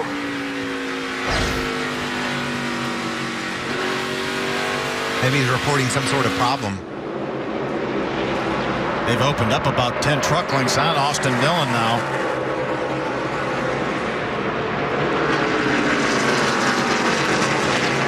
Torrey in the 63 truck slides up, gives those lead trucks plenty of room. Kyle's coming back to take that spot over. And Eric Jones is moving over to give it back to him. So they orchestrated that change to allow Eric Jones to get a point in the championship for leading a lap. And now they swap back, and Kyle Busch is back in front. All 3 of these drivers separated by only 11 points when we came in. We talk about how the points matter. Every single point counts. They've done all they can do right now to make sure Eric Jones. Yeah, and it's not a surprise. I mean, it's certainly part of the teamwork that goes on. I think the surprise to me is where it happened and how it was executed as compared to maybe doing that on the restart when they're both starting on the front row. Yeah, I think Kyle said, well, you know, we don't know that we're going to get a restart. We don't know that we're going to get a restart running 1-2 again. So why not do it now while I can do it? Meanwhile, Matt Crafton hanging back in that 4th position. Started 10th, quickly made his way up into the top 5, but hasn't gotten much further. We've run 52 laps since a lot of these front runners came to pit road on lap number 40. Now is when the crew chiefs start to get a little bit nervous because they did not come to pit road and pit on lap number 68, 69 like some of their competitors did. Remember, the fuel window is about 75 laps, give or take. Yeah, those few caution laps may stretch that up to about 80 laps for those guys that pitted on lap 40.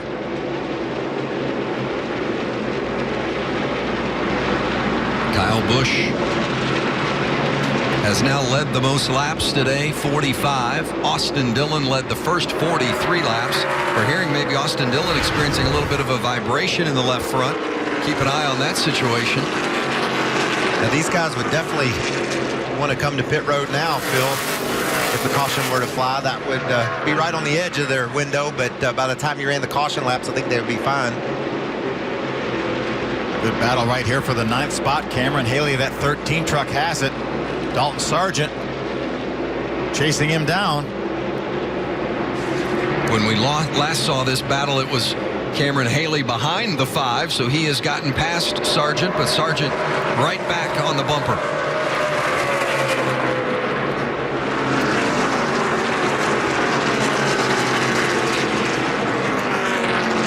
Cameron Haley 6th in points. It's been a terrific season for the young driver from Canada. How cool is it for these kids to be able to get out there and mix it up on the tracks where they watch their heroes race growing up? So many good battles around this 1 mile track. Austin Terrio and Spencer Gallagher, lap after lap after lap, they've been going at it. Terrio trying to gap Spencer Gallagher a little bit now. Yeah, Spencer Gallagher coming off a couple top 10s in a row, a couple 8th place finishes his last 2 starts. Terrio now running 13th, Gallagher 14th.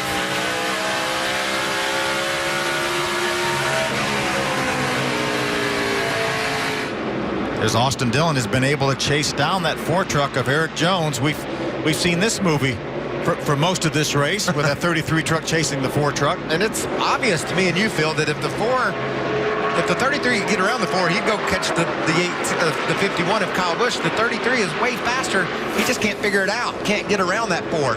And give it up for Eric Jones. He's running the perfect line. He's staying exactly where he needs that truck to be. He's doing a great job, and that's why Austin Dillon can't get around.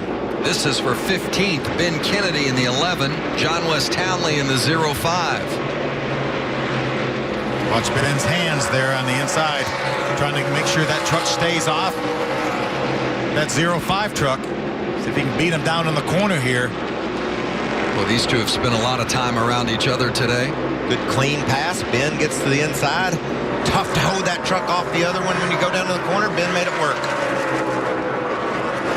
Back up front, Eric Jones, the 4 truck, 2nd place. Austin Dillon in 3rd. They're both chasing Kyle Busch. Spencer Gallagher off the pace. This is early. Spencer stopped on our most recent caution flag. May feel like he has some sort of a problem. Gallagher makes his way down pit road after pulling off the track while running 14th, and he's in his pit box. See if they address a specific issue. Looks like maybe something underneath. Maybe a vibration in the rear end that they're going to check out. Need to get a jack stand under that truck.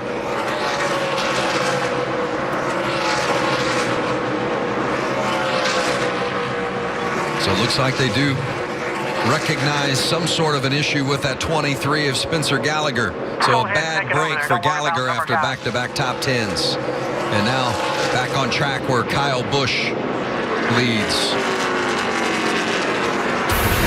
Now Kyle was leading, and this was right after they discussed the fact that maybe they should have let the 4 go on the restart to lead a lap to benefit him in the championship. You get a point if you lead a lap. Kyle just kind of pulls over, lets the 4 go by. The 33 almost got by Kyle in the process, and then a couple of laps later, after Eric had led a few, Eric pulls to the inside, and Kyle goes back to the front. That's after they put a little bit of space on that 33 truck. They didn't want the 33 of Austin Dillon to get in between those trucks. They executed it perfectly. Now Austin Dillon back on the rear tailgate of that 4 of Eric Jones. Austin Dillon's like, I'm glad y'all worked that out, but it didn't help me a bit. What about me? What about me? I'm still exactly where I was before y'all did all that.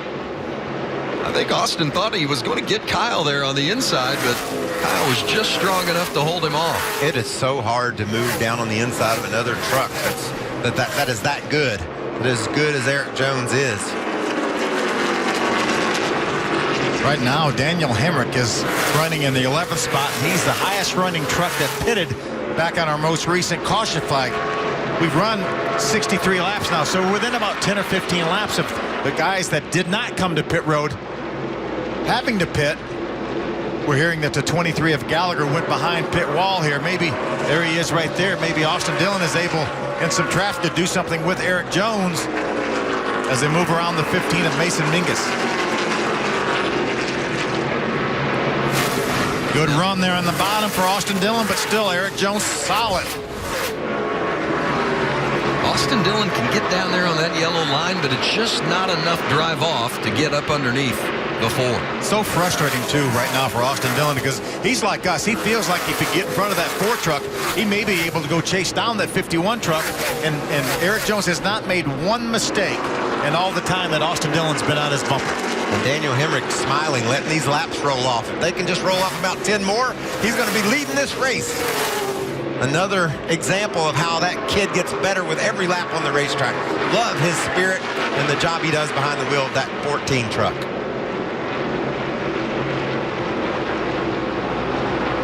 Kyle Busch in that lead now up to 1.3 seconds, but he had to negotiate some traffic too in a little bit of a moment. Oh, Kyle, now look at Austin Dillon driving it in on Eric Jones for second.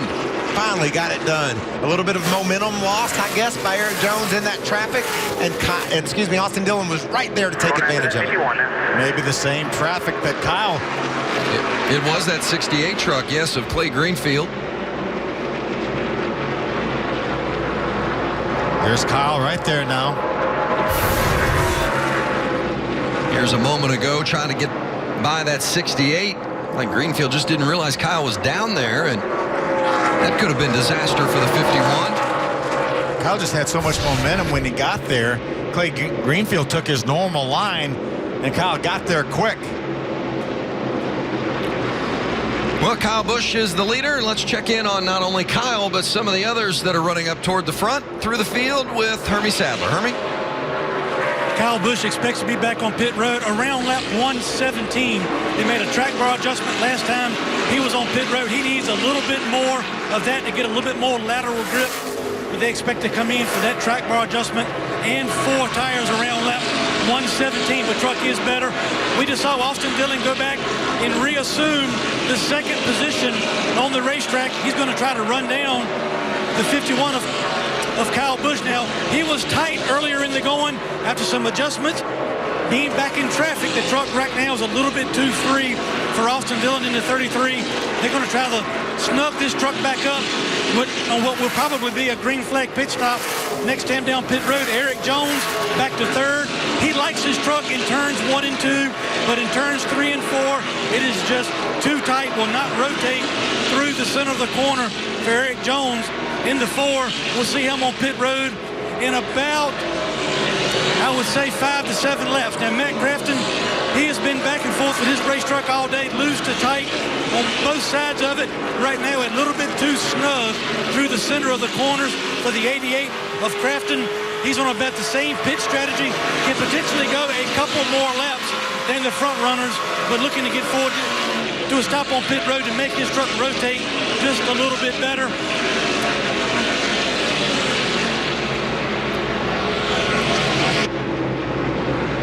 Cameron Haley on pit road, the first to come to start making green flag pit stops. The tire changers were already around there, and the jack man was waiting on the right front. All the way, 5,000 second, all the way, clear, clear, clear. A little bit of a slow stop for Haley, running solidly up front all day long in the top 10.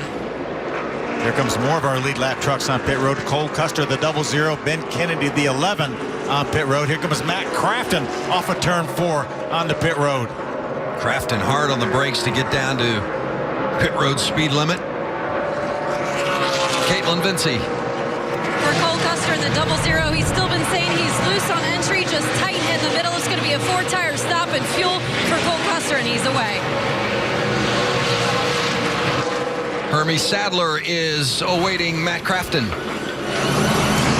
Our 2-time defending champion, Matt Crafton, hits his pit box. They're looking for a track bar adjustment. They raise the track bar half around on the right rear to free this truck up a little bit. 4 tires. It's a little slow on the left side for the 88. For the 54 truck of Gray Galding, he's been pretty happy overall with this truck. Not a lot of feedback, just still dealing with a little bit of a tight condition. They also made it a 4-tire stop for Gray Galding. Timothy Peters on pit road. He's been running in the top 5 throughout the course of the day. As you see Austin Dillon on pit road as well, Hermie. A little bit free is the 33 of Austin Dillon. 4 tires, a wedge adjustment in the left rear. Sunoco fuel for the 33 of Austin Dillon. Also on pit road, the 4 of Eric Jones. He took 4 tires in fuel and air pressure adjustment for the 4. Down and away, as is Timothy Peters. He's down and away with his 4 tires and fuel. And Johnny Sauter also gets his service, 4 tires and fuel, down and away. And Kyle Busch is now on pit road. He's led the most laps today. Seemed to have the dominant truck once he got out front. He hits his pit box. Hermie Sadler is going to be there waiting to see what changes, if any, Kyle Busch will make with crew chief Jerry Baxter. Hermie? Kyle wants the same adjustment he had last time he came down pit road. It'll be 4 tires, Sunoco fuel. Looks like they may do it with air pressure this time. John Hunter Nemechek gets his service. He's down and away. The 51 crew comes to the left side. It's only air pressure this time for Kyle Busch. 4 tires and fuel. He's down and away. The green flag pit stops cycling through with just under 60 laps to go. They had such a big lead over Daniel Hemrick, about 15 seconds, that Kyle Busch was able to get on and off pit road without losing a lap. Daniel Hemrick is our leader right now, but Kyle Busch did not lose a lap, nor did the 33 of Austin Dillon. Austin Dillon right up on the rear tailgate of Kyle Busch as they exit turn number 4, right there. Hemrick will have to come down pit road and relinquish that lead. Timothy Peters, who is running in the 5th position, it looks like Phil's the first one that did lose a lap to Hemrick. So the top 4, when this cycles through, will still be battling each other at the front. And look at that battle. You can see Dillon has caught Kyle Busch. See if it takes him a long time to figure out his way around Kyle as well. These two, 7th and 8th.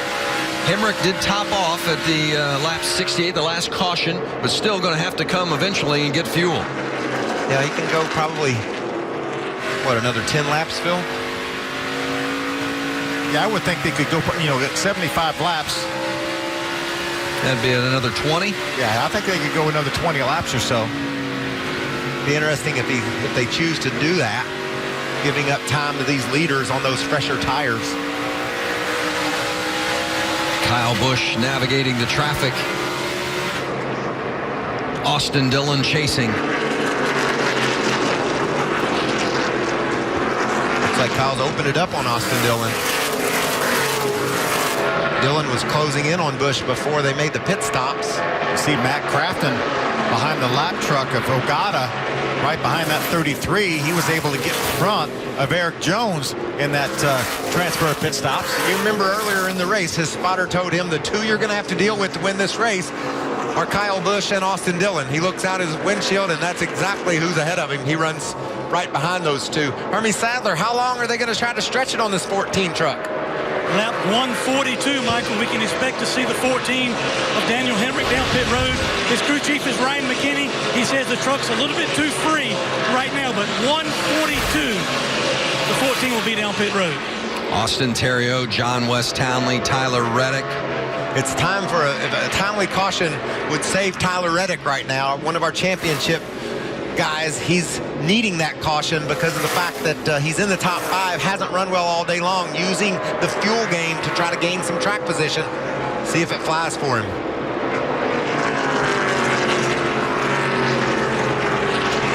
We're showing 11 trucks right now on the lead lap. As you mentioned, Timothy Peters, the first one of those trucks that pitted that is 1 lap down.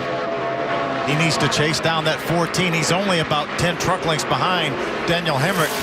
Needs to get by Daniel before the caution flag were to come out to get back on that lead lap. Another truck just behind Peters is Johnny Sauter. He's in the same situation. Really fast truck trying to hunt down Hemrick. Of course, these that have not pitted yet are hoping to see the caution fly before they have to hit pit road. Austin Theriault out the front windshield of the 29 truck, currently running 2nd.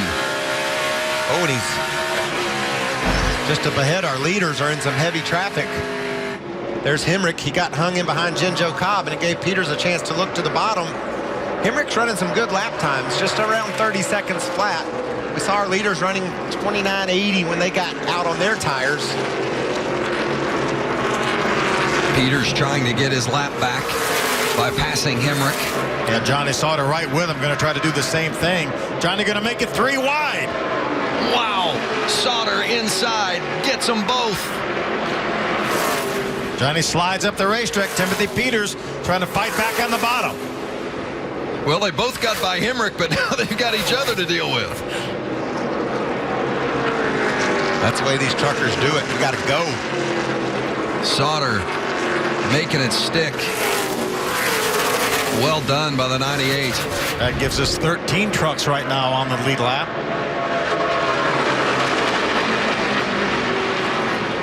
Daniel Hemrick still your leader, but remember, he's going to have to come again for fuel. The first drivers that have enough to get to the end are Kyle Busch and Austin Dillon.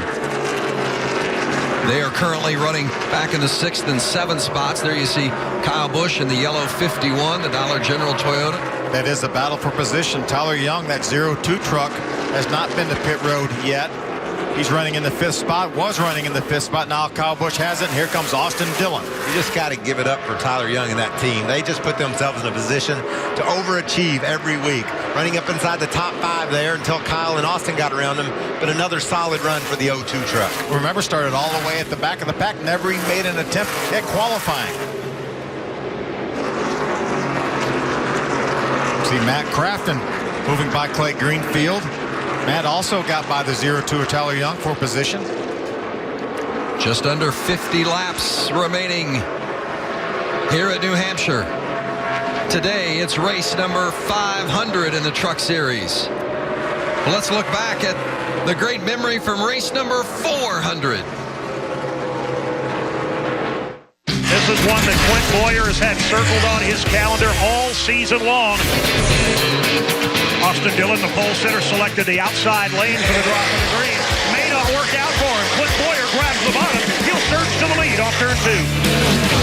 Clint Boyer able to take the lead away from Todd Bodine. And the home state fans are cheering as their native son, Clint Boyer, comes off turn 4 and will score the win here at Kansas Speedway today in the O'Reilly Auto Parts 250.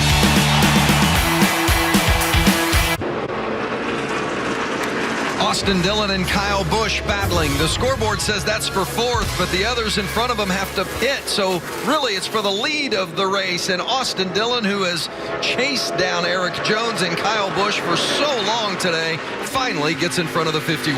Man, he used that lap traffic to perfection to make the move low on Kyle Busch off turn 4. Jordan Anderson clogged up the high side. There were trucks low. Austin put his truck right where it needed to be to get the position away. And you're right, Vince, this is going to be the race for the lead eventually. Got the report from Hermie Sadler that maybe around lap 145, guys coming to pit road. Watch what Dillon does here.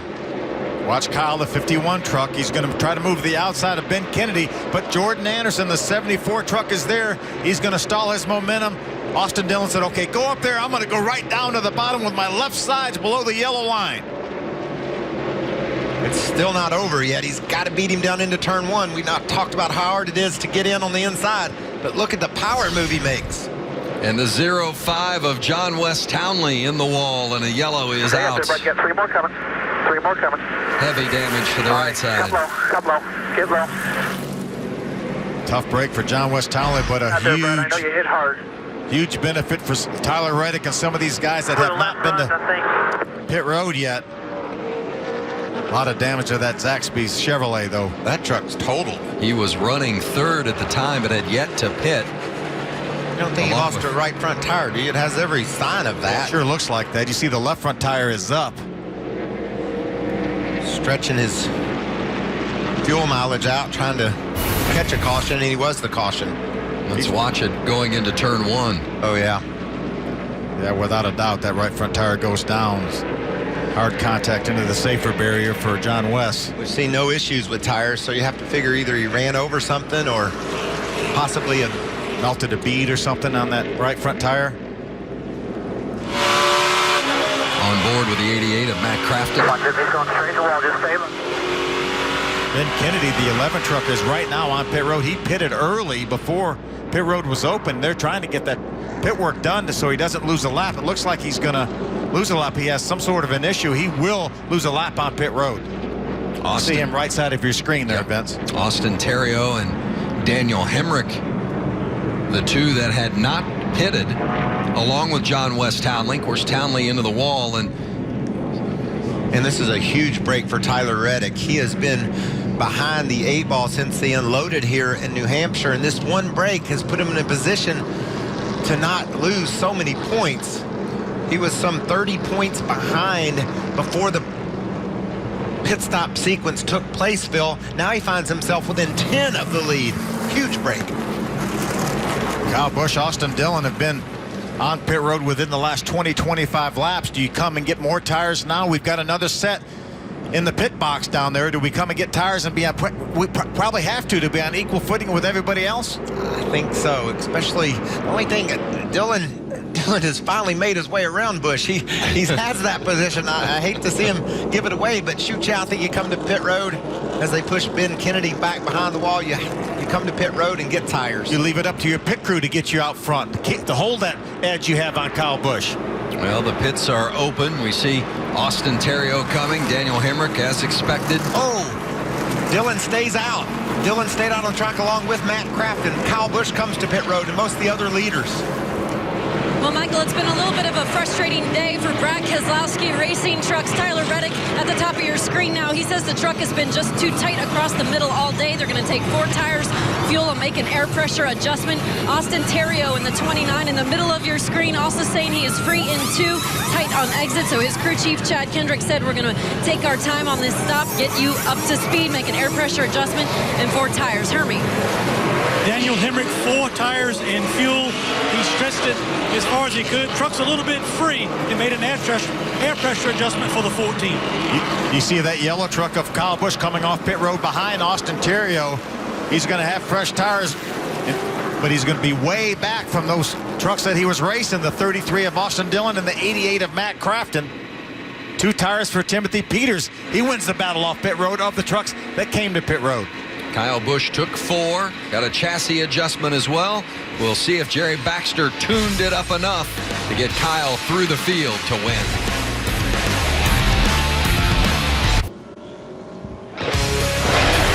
NASCAR Camping World Truck Series action. It's the 500th race in the Truck Series, and it's been a good one so far. Just finished up pit stops, getting ready for a restart. And on the front row, Matt Crafton and Austin Dillon. Huge restart, guys. Kyle Busch elected to come to the pit lane for tires. Heels restart 7th. Dillon getting a push from Johnny Sauter down into turn 1. Nice restart by Austin Dillon. Matt Crafton is going to have his teammate Johnny Sauter side by side with him on exit of 2. Oh, Sauter's sideways off 2. Those trucks nearly crashed. Here comes Timothy Peters up in the 3rd row along with Daniel Hemrick. Look at him. Kyle Busch is moving to the outside there. He's back in about 7th spot. 3 wide. Look at all these trucks between Kyle and his Austin Dillon. Not room for 3 to go into turn 1. Peters is going to make it stick. Looking out the front windshield of Kyle Busch. Look at Johnny Sauter. Timothy Peters make contact. There goes, he's making it 4 wide. This is not going to work going into 3. Going to work fine for Kyle Busch.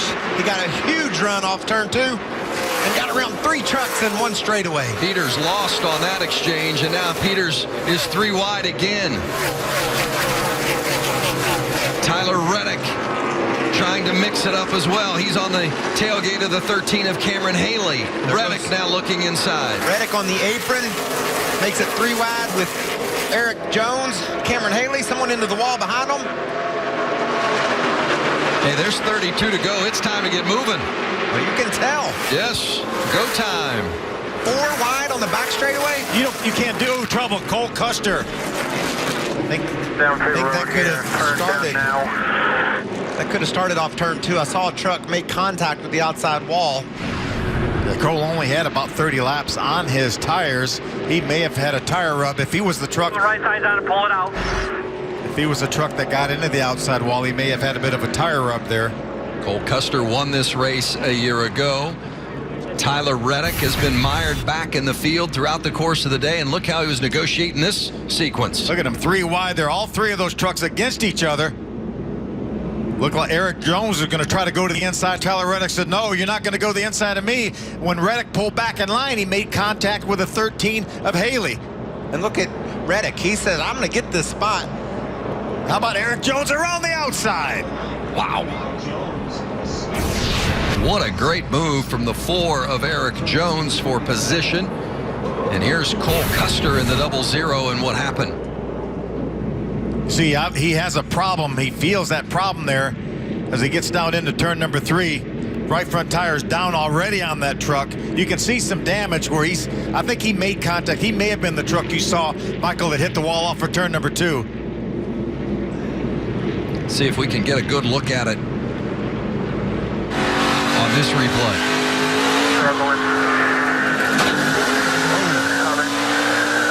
It's okay. Keep coming. I'll look at it when you come by here. Inside the O2. Yeah, Cole, just along for the ride there. Custer out of the truck. Taking a look. If you came to us as we're just past 3 o'clock in the East, if you came to us here at FS1 looking for college football, Maryland against West Virginia, you can find it over on FS2. We'll switch to that game here on FS1 at the conclusion of our race. Under caution with 29 to go here at New Hampshire. Austin Dillon out front being chased by Matt Crafton and Kyle Busch. Here's why we are under yellow. Whoa. That's when John West Townley got into the wall and caused that caution. The 11, exit of 2. That was a little bit of contact with the 51 of Kyle Busch, and let's get an update from Caitlin. Well, the 11-car truck of Ben Kennedy did have contact with Kyle Busch, and the damage was so significant on the right side that team has opted to take the truck to the garage area. So what was going to be a pretty good top 15 run for Ben Kennedy has ended here at New Hampshire, guys. Remember when Ben Kennedy came to pit road before the pit road opened, we didn't see that contact initially. And again, as Caitlin said, it was bad enough that it sent him to the garage area. You can see the damage there on Kyle Busch's truck. That left rear fender pushed in. A little bit of a tire rub there too. Excuse me, right rear. I know my left from my right. Check downstairs on Matt Crafton with Hermie. Vince, the 88 of Matt Crafton really is happy this caution is out. Never want to wish bad luck on a fellow competitor, but they were really tight on fuel. Listen to some radio between Matt and his crew chief, Junior Joyner. If we go off our teammates' fuel mileage, we're good. But just be aware of it at the end. You know, if you're racing for the win, let's go for it. If you can't, we'll try to save just a skosh at the end. Should be good when everything cools down right here. We'll fire off. Those guys won't, you know. They were about 3 or 4 gallons short of getting it fuel on the pit stop, so they went off their teammate Johnny Sauter, checked his fuel mileage, but checking their mileage before this last caution, they were right on the button. So this caution period is helping the 88 of Matt Crafton. I saw on Twitter where some of the guys on the pit crew of the 4 truck said there's no way the 88 got his tank full, that he could have issues getting to the checker. That's been confirmed now. So this could have championship implications if Crafton runs dry on fuel as we wind down toward the checker. Huge gamble to take, too, for that 88 bunch in the midst of this point race. And you talk about the championship standings, Tyler Reddick in the 11. That's the teammate of Austin Theriault. Reddick is running in 11th. Let's look at the Ford track facts. 91 wins in the 499 races that we've had here in the Truck Series. Greg Biffle had 15 of those, and he won that driver championship back in 2000. After being discovered by Benny Parsons, your brother. That's right. Jack Roush, you better give this kid from Washington a chance. He's got the stuff it takes to be a champion. Greg Biffle won the championship in 2000 here in the Truck Series. Went on to win the Xfinity Championship as well and was second in the Cup Championship. Almost did the triple.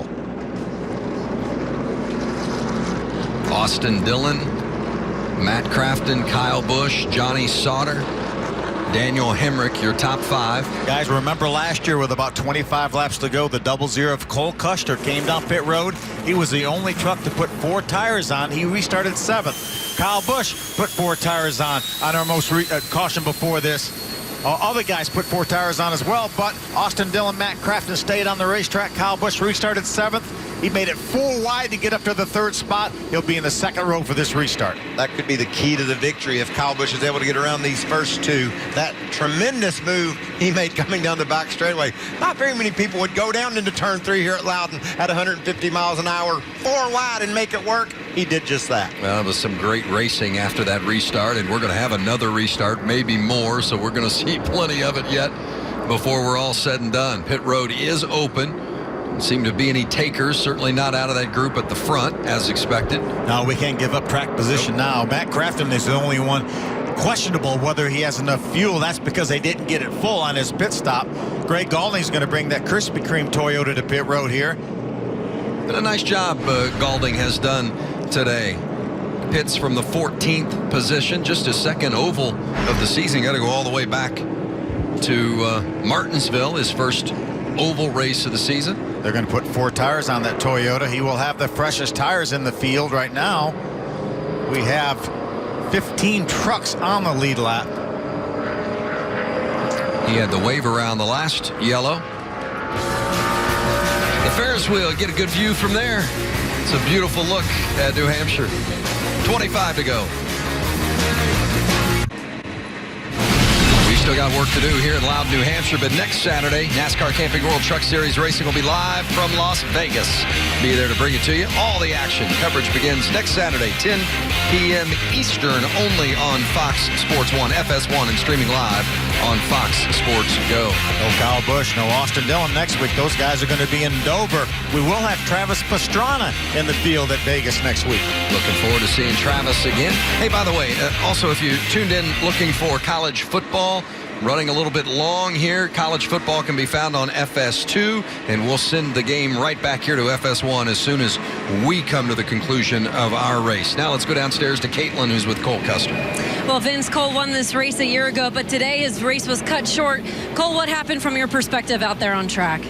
From what I saw, I just, got loose there on the bottom of the track and thought I had it saved, but got in the fence off 2 and had a tire rub going into 3 and blew a tire. But, we kind of fought the thing all weekend, and I got to thank all my guys for working so hard and, great pit stops. So, we'll move on to the next one, and hopefully we're, going to be even better. I got to thank everybody at Gene Haas Automation, everybody at Junior Motorsports for the opportunity.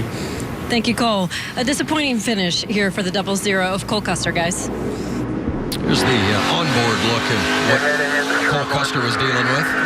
You can see him get loose there, got back in the throttle, got loose, got on the outside wall. Trying to feel it out. But I think that tire was already going down, Michael, before he got there. Ain't no wall, guys. It blew a tire. Well, that's quite a hit. And he hit the safer barrier, and still it was a jolting contact. Getting ready for the restart here. The pace truck will come off the track. Keep an eye on Kyle Busch now. Will he make a move to the inside before they get to turn 1? Austin Dillon on the inside, Matt Crafton on the outside. Kyle Busch right behind Austin Dillon. Dillon gets a great jump. Kyle Busch right behind him. Wow, what a race into the first turn that was. Look at Daniel Hemrick trying to take 3rd place away from Matt Crafton. Looked like Crafton spun the tires on that restart. Johnny Sauter right in the mix as well. Hemrick sticking his nose underneath Crafton. You talked about Daniel Hemrick getting better and better as the race wears on. Here he is battling up in the top 5. 15, 20 laps into this race when he was running 17th. Oh, we got a smoker. Is that somebody locked the tire up getting in, I guess? Maybe Kyle Busch got down in there too hot, locked his left front up and slid it. That could hurt the handling of that 51 truck. We saw Tyler Reddick sticking his nose in as well on the inside of turn 1, trying to gain some positions, climbing back toward the top 10 as Eric Jones works his way inside Timothy Peters. A lot of action in the back. That's a battle for 7th spot. Eric Jones trying to gain another spot here. Timothy Peters is going to hold the edge from the outside. Camping World 20 to go. Eric Jones and Timothy Peters side by side. Maybe a little bit of contact there. He said toward the back, but the leaders are strung out a little bit. But once you get past about 5th, 6th, 7th, all the way to the back, it's a battle. And these guys race from the very front of the pack all the way to the back of the pack. Check out the smoke I saw getting down into turn 1. That truck's still smoking, though. There's some issues with it. You think maybe it's from that contact with the 11 of Ben Kennedy? That right rear fender that is maybe on that right rear tire. When he hits the brakes getting down in the corner, the truck sets down a little bit. Keeping an eye on the 51. Seeing a little smoke. That's going to heat up that right rear tire, too. It'll change the handling, but it won't take much before it'll blow out. Look at that. See how shiny it is? That tire is rubbing pretty severely. Remember last week in the Sprint Cup race, Kevin Harvick had a tire rub, and that tire rub blew his tire and he crashed. Team keeping Kyle abreast. The continued rub on that right rear. And the 88 of Matt Crafton closes the gap. Quarters of the way down the straightaway before he ever starts putting wheel in it. Kyle knows that if he comes to pit road now, that he gives up any chance of winning. Even on the caution flag, if we get a caution if he comes to pit road, he's going to lose all his track position. He's going to be out of the hunt for the win. Well, you can see that truck starting to slip around now. It looks worse on the straightaway than it does in the middle of the corner from TV. On board with Matt Crafton on the prowl, trying to get by the 51 for second place. Look at Kyle. Is Kyle up against the wall? Maybe he's trying to knock that fender around a little bit. Debris on the front, no caution. Crafton again trying to make the move.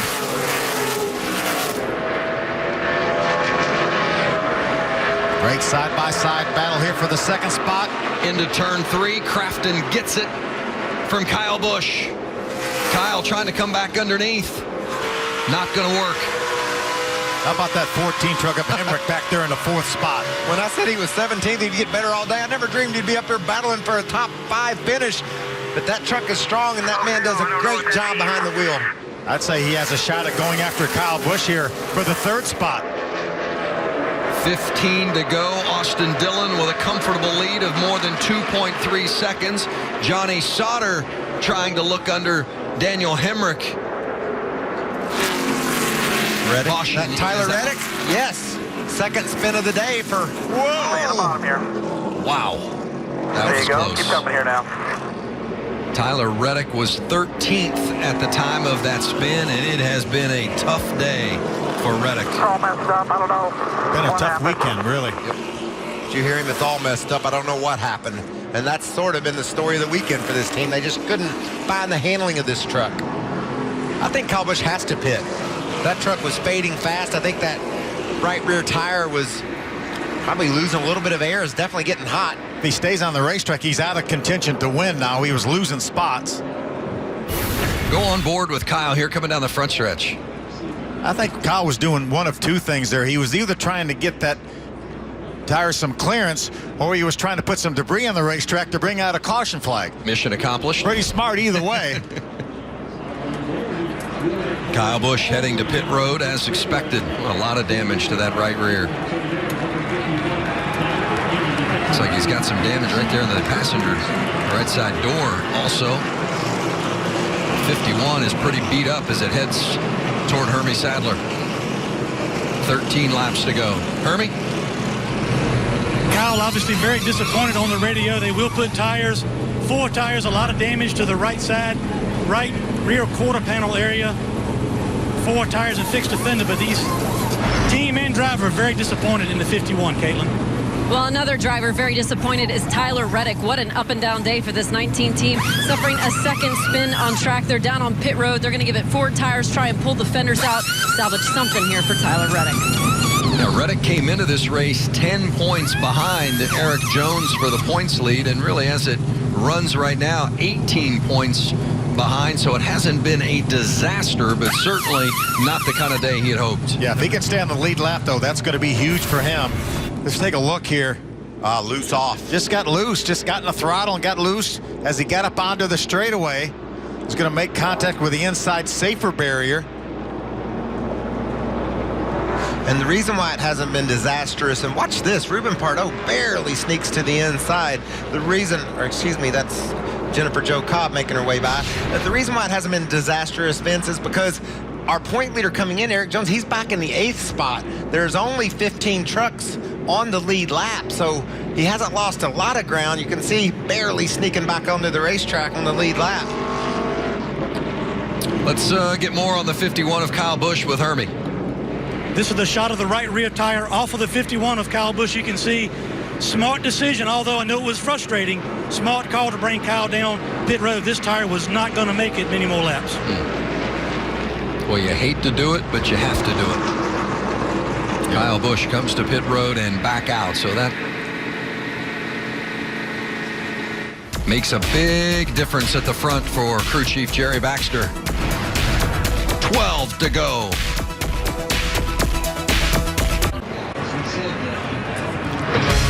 The final stages from New Hampshire Motor Speedway, the NASCAR Camping World Truck Series.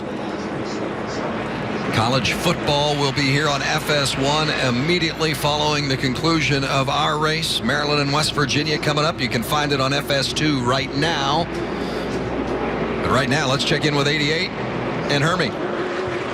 These caution laps are really helping as far as the fuel is concerned for the 88, but Matt Crafton's still concerned about his ability on the restarts. Listen to this 88 radio.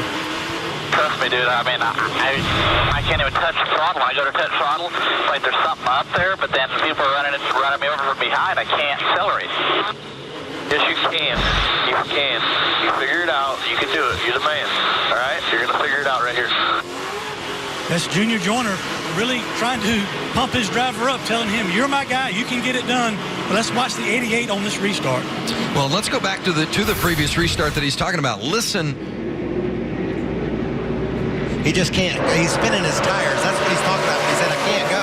He's trying to go, but the tires are spinning. Listen.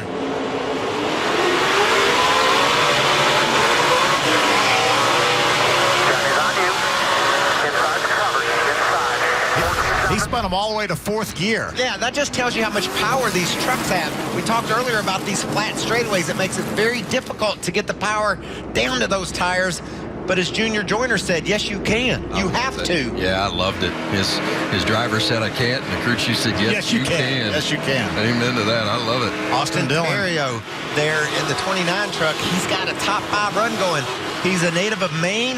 This is his home track. Said he grew up just dreaming of racing here. Now he's running in the top 5 in this truck race. Well, Daniel Hemrick and Austin Terrio, both a couple of guys in the top 5 that continue to show when they get the opportunity that they can get it done. It's been a great run from both of those, but can they possibly pull off some magic here at the Magic Mile in these final 10 laps? The restart with Austin Dillon and Matt Crafton in the front. Way better for Crafton that time. Way better.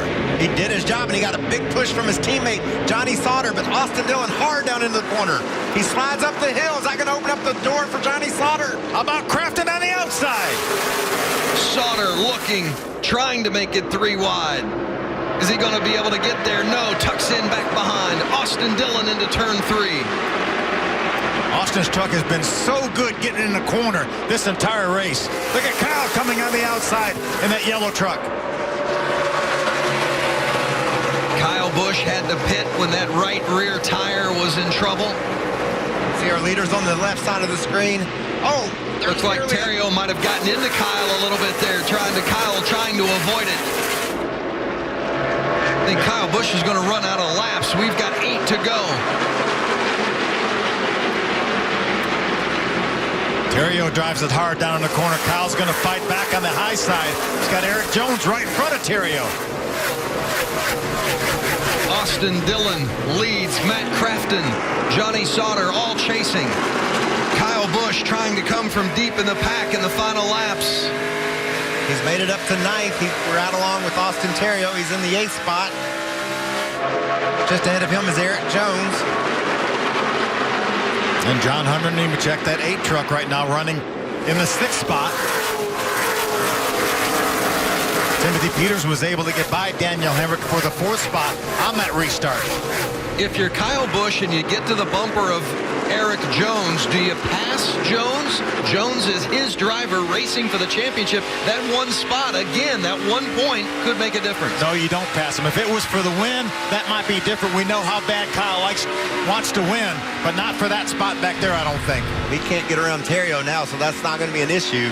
He rides behind the 29 truck. John Hunter Nemechek in the 8. The 14 is Daniel Hemrick. That is for 5th.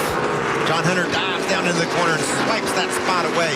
What a strong finish to this race for Nemechek. He won a week ago at Chicagoland, and he's got himself a top 5 working right now. Eric Jones now, that 4 truck right behind Hemrick. Look at the advantage that Austin Dillon's been able to stretch out on that 4th place battle. He's got pretty good gap over Crafton as well. Strong 33 truck this weekend. He won both practices. He was the fastest in all rounds of qualifying, and now he's leading here late in New Hampshire. And what he wants now is go green the rest of this race here. Doesn't want to have to do another restart. Try to get GMS into victory lane for the first time in their young career.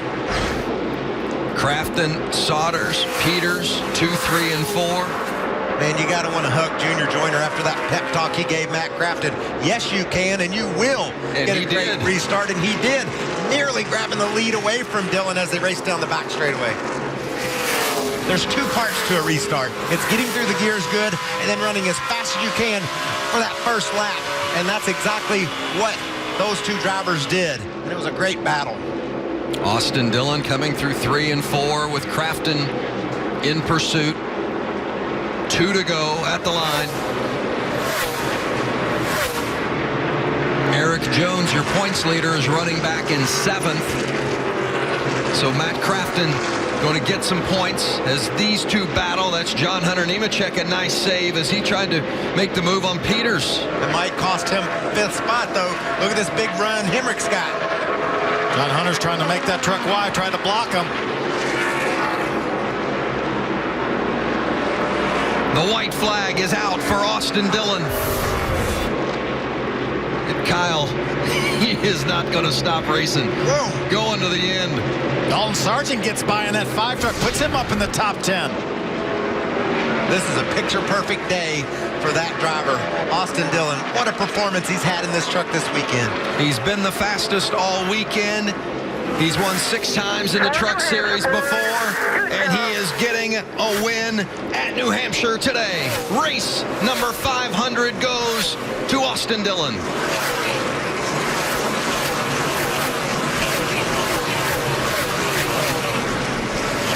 Now, guys.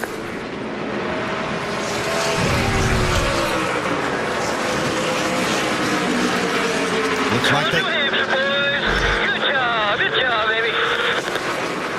I hope Austin Dillon likes lobster. I want to get him a big one as a trophy for winning here today.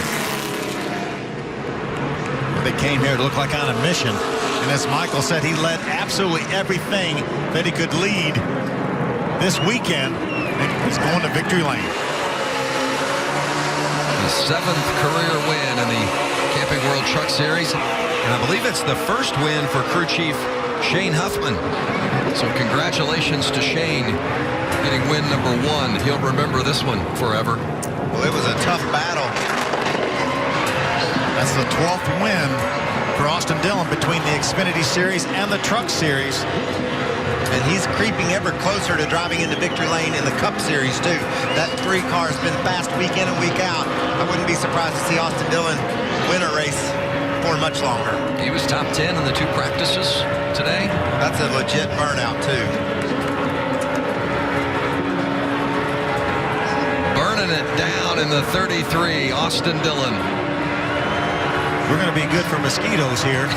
Wow. If you ever wonder how tough Goodyear tires are, just look at that. Can you believe that? He's going to blow them out, I'm sure. But, man, it's going to take a lot of punishment before it happens. And the fans are loving it here on the front stretch. There they go.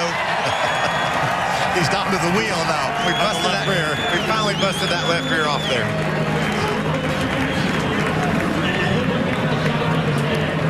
Well, it was a heck of a run for Matt Crafton in that 88 today. He finishes 2nd, and he's with Caitlin.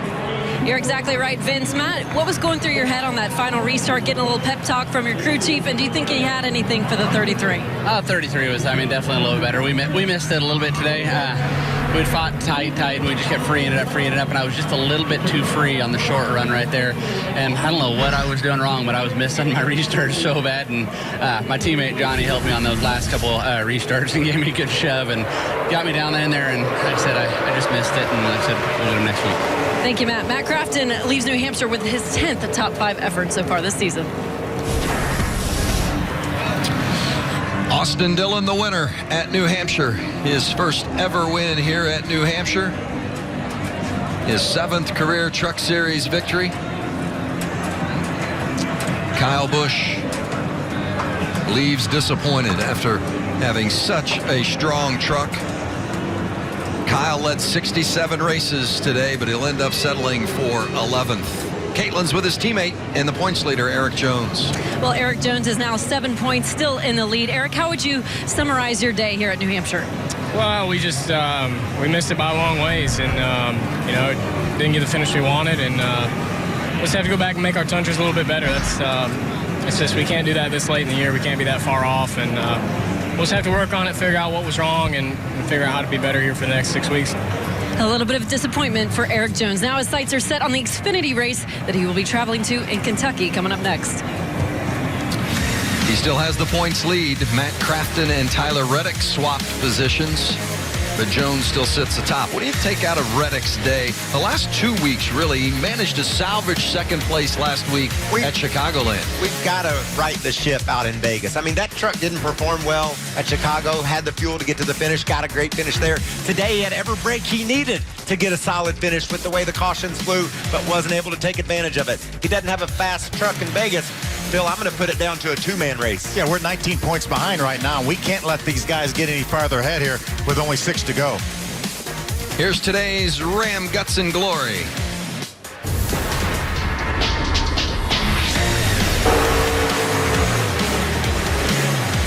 The battle up front. Austin Dillon, Matt Crafton, Johnny Sauter in the mix. And the 33 comes out in front. Watch how hard he's able to drive down on the corner there and drive away from that 88 of Matt Crafton. That was the difference maker as Austin Dillon cruises to victory at New Hampshire. Let's go to victory lane.